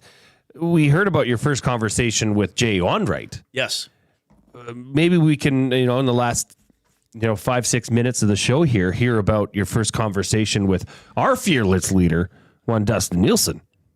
Did he try to push you away as well? No, not at all. I was the sports director in Lloydminster. You're going to make me tell this again, eh? I wasn't mean to him. I had to make a decision. Iwanik's urinating himself with laughter. So I was a sports director in Lloydminster, like just promoted. Spring of 2004. The previous sports director left the station. It was a 2-person department. So I became the sports director. So they're like, you're going to hire your own replacement. So I had 4 finalists that came for interviews, one of whom was Dustin Nielsen, who I don't even remember where he was at the time. Was he in Fort Mac or Lethbridge? Do you remember Iwanik? You've heard this story several times. I would think he was in Lethbridge at the time. So he drove up and gave a really good interview. Was quite impressive, and I thought very ambitious, and already had some good experience. I mean, he'd been in broadcasting about the same amount of time. If I have more experience than Dustin, it's not by much total, and from entering the industry. And I did not hire Dustin. And if people saw the interview that we did, he brought that up in the interview that we shot. Now, me being new to that position, I actually hired somebody who'd been a practicum student in our sports department. So Dustin, wrong place, wrong time. Now, and I always say this, the person who I hired is still working in broadcasting. It's a gentleman by the name of Kevin Jesus, who's over at Global as a producer. Of course, yes. He's an excellent guy and an excellent broadcaster. So I'm glad. Now, so I don't really feel bad because Dustin didn't need that job to accomplish what he was going to accomplish and has accomplished, in all seriousness. But I am glad the person I hired, didn't flame out after 6 months or even 6 years. It's like, they did it till they were 30 and went and did something else. Kevin's still working in broadcasting. You didn't blow it. You didn't blow it and hire the wrong guy. I hired a very good candidate for sure. But I obviously knew what Dustin was doing and have not. And I want to say this in all sincerity. To me, Dustin is one of the top broadcasters working in the country, and maybe now has crafted out the most unique career for himself of anybody working in the country. His play-by-play skill and dedication is now well known at this point. And he's done, Golden Bear stuff and amateur sports, and now he's doing, CFL and Spengler Cup and all that kind of stuff. So we know how excellent he is at that. He hosts a morning talk show, which is, that's a big job. And then what happens with 1260? It gets shut down, and the dude just starts his own station. That's pretty impressive. He is the morning show host and owner of Edmonton Sports Talk. That is absolutely impressive. And I hope that the people in our listening and viewing radius, which I guess with streaming is all over the world, but certainly people in Northern Alberta, realize how fortunate they are to have Dustin Nielsen as a host and as a play-by-play person and as a member of the community. What he's done is phenomenal, and it will continue to do is phenomenal. I think very highly of the guy. Well, clearly, since I wanted to come work for him. But even before that, he's and then again just starting Edmonton Sports Talk when he could have said, okay, well, I guess that didn't work out, or I'll just see what else happens, or I'll just it's remarkable. He's really amazing. Round of clicks for Dustin Nielsen, huh? Oh yeah, Matthew turned his mic on to get the inaudible. But I truly mean that. We're very fortunate to have him. Well, I couldn't agree more, and I think this is a start of something big here. Obviously, today was the 1-year anniversary of Edmonton Sports Talk, or is that Friday? Friday's 1 year. Today's the start of year 2. Friday. Okay, so today is the start of year 2. Season 2, basically. Season 2. Yeah, we began on a Wednesday last year. That's right. And then, it just makes more sense now with you guys starting today. This is the start of year 2. The first shows after Labor Day is our very first on air was September 6th. And Maddie, while I got you here, you were here running the show for the better part of the day, all afternoon. How did you think it went? Just for the first day, going 6 to 6, first of many. The on air was great. You guys were all fantastic. All 4 of you were great. I was very glad about how all you guys did. And how do you feel about your performance behind? There's mistakes. There's mistakes. Well, I'm one of those people that thinks about those mistakes. I made a couple of little stumbles. I'm also not used to this. I haven't been behind the camera here, behind the monitors in some time. It's been Zach and Trev for the longest time that I'm getting used to all this. And not only do I have to get used to it, we've done it all brand new because of the new graphics that we have on YouTube. So getting used to all of that. And yeah, good job by YouTube, Trev, getting the graphics all redone. I mean, I know that the guys have been working at this very hard, getting it ready to launch these new shows today. So a lot of behind the scenes work from Maddie. So kudos to you. Good job. That was great. Reid, I don't think we had too many screw ups today. Yes, I did. You did. Okay. I had the audio on my laptop on right at the beginning of the show. That happens all the time. So the show was playing in the background, and I didn't even know it was so good. You want to me. hear it twice. And then something came on again later on, though. It must have been an automatic ad that played off one of the websites, so I muted it. I also did not have the exact yardage for Lewis and Jones on the reception fumble play. Lewis got, so it was a 106-yard play. Yes. Jones got 81 yards receiving for picking up the fumble, which means Lewis got credit for a 25-yard reception. And Jones got Jones got 81 receiving yards, but did not get a reception. That's why we love the CFL. Hard to explain. Did you have a perfect show, Jay, today, or what did you mess up? Oh, everything. Yeah, I'm sure you could pick holes in. For your because Reid found something of his. I have things for me, and I was hoping you'd be like, I crushed it. I don't know that I really. I don't have any. Oh yes, I did. I think I said that Ernest Manning won provincials last year in high school, and I don't think they did in the same tier as the Salisbury Sabres. So that was my screw up. It's like the end of PTI, the errors.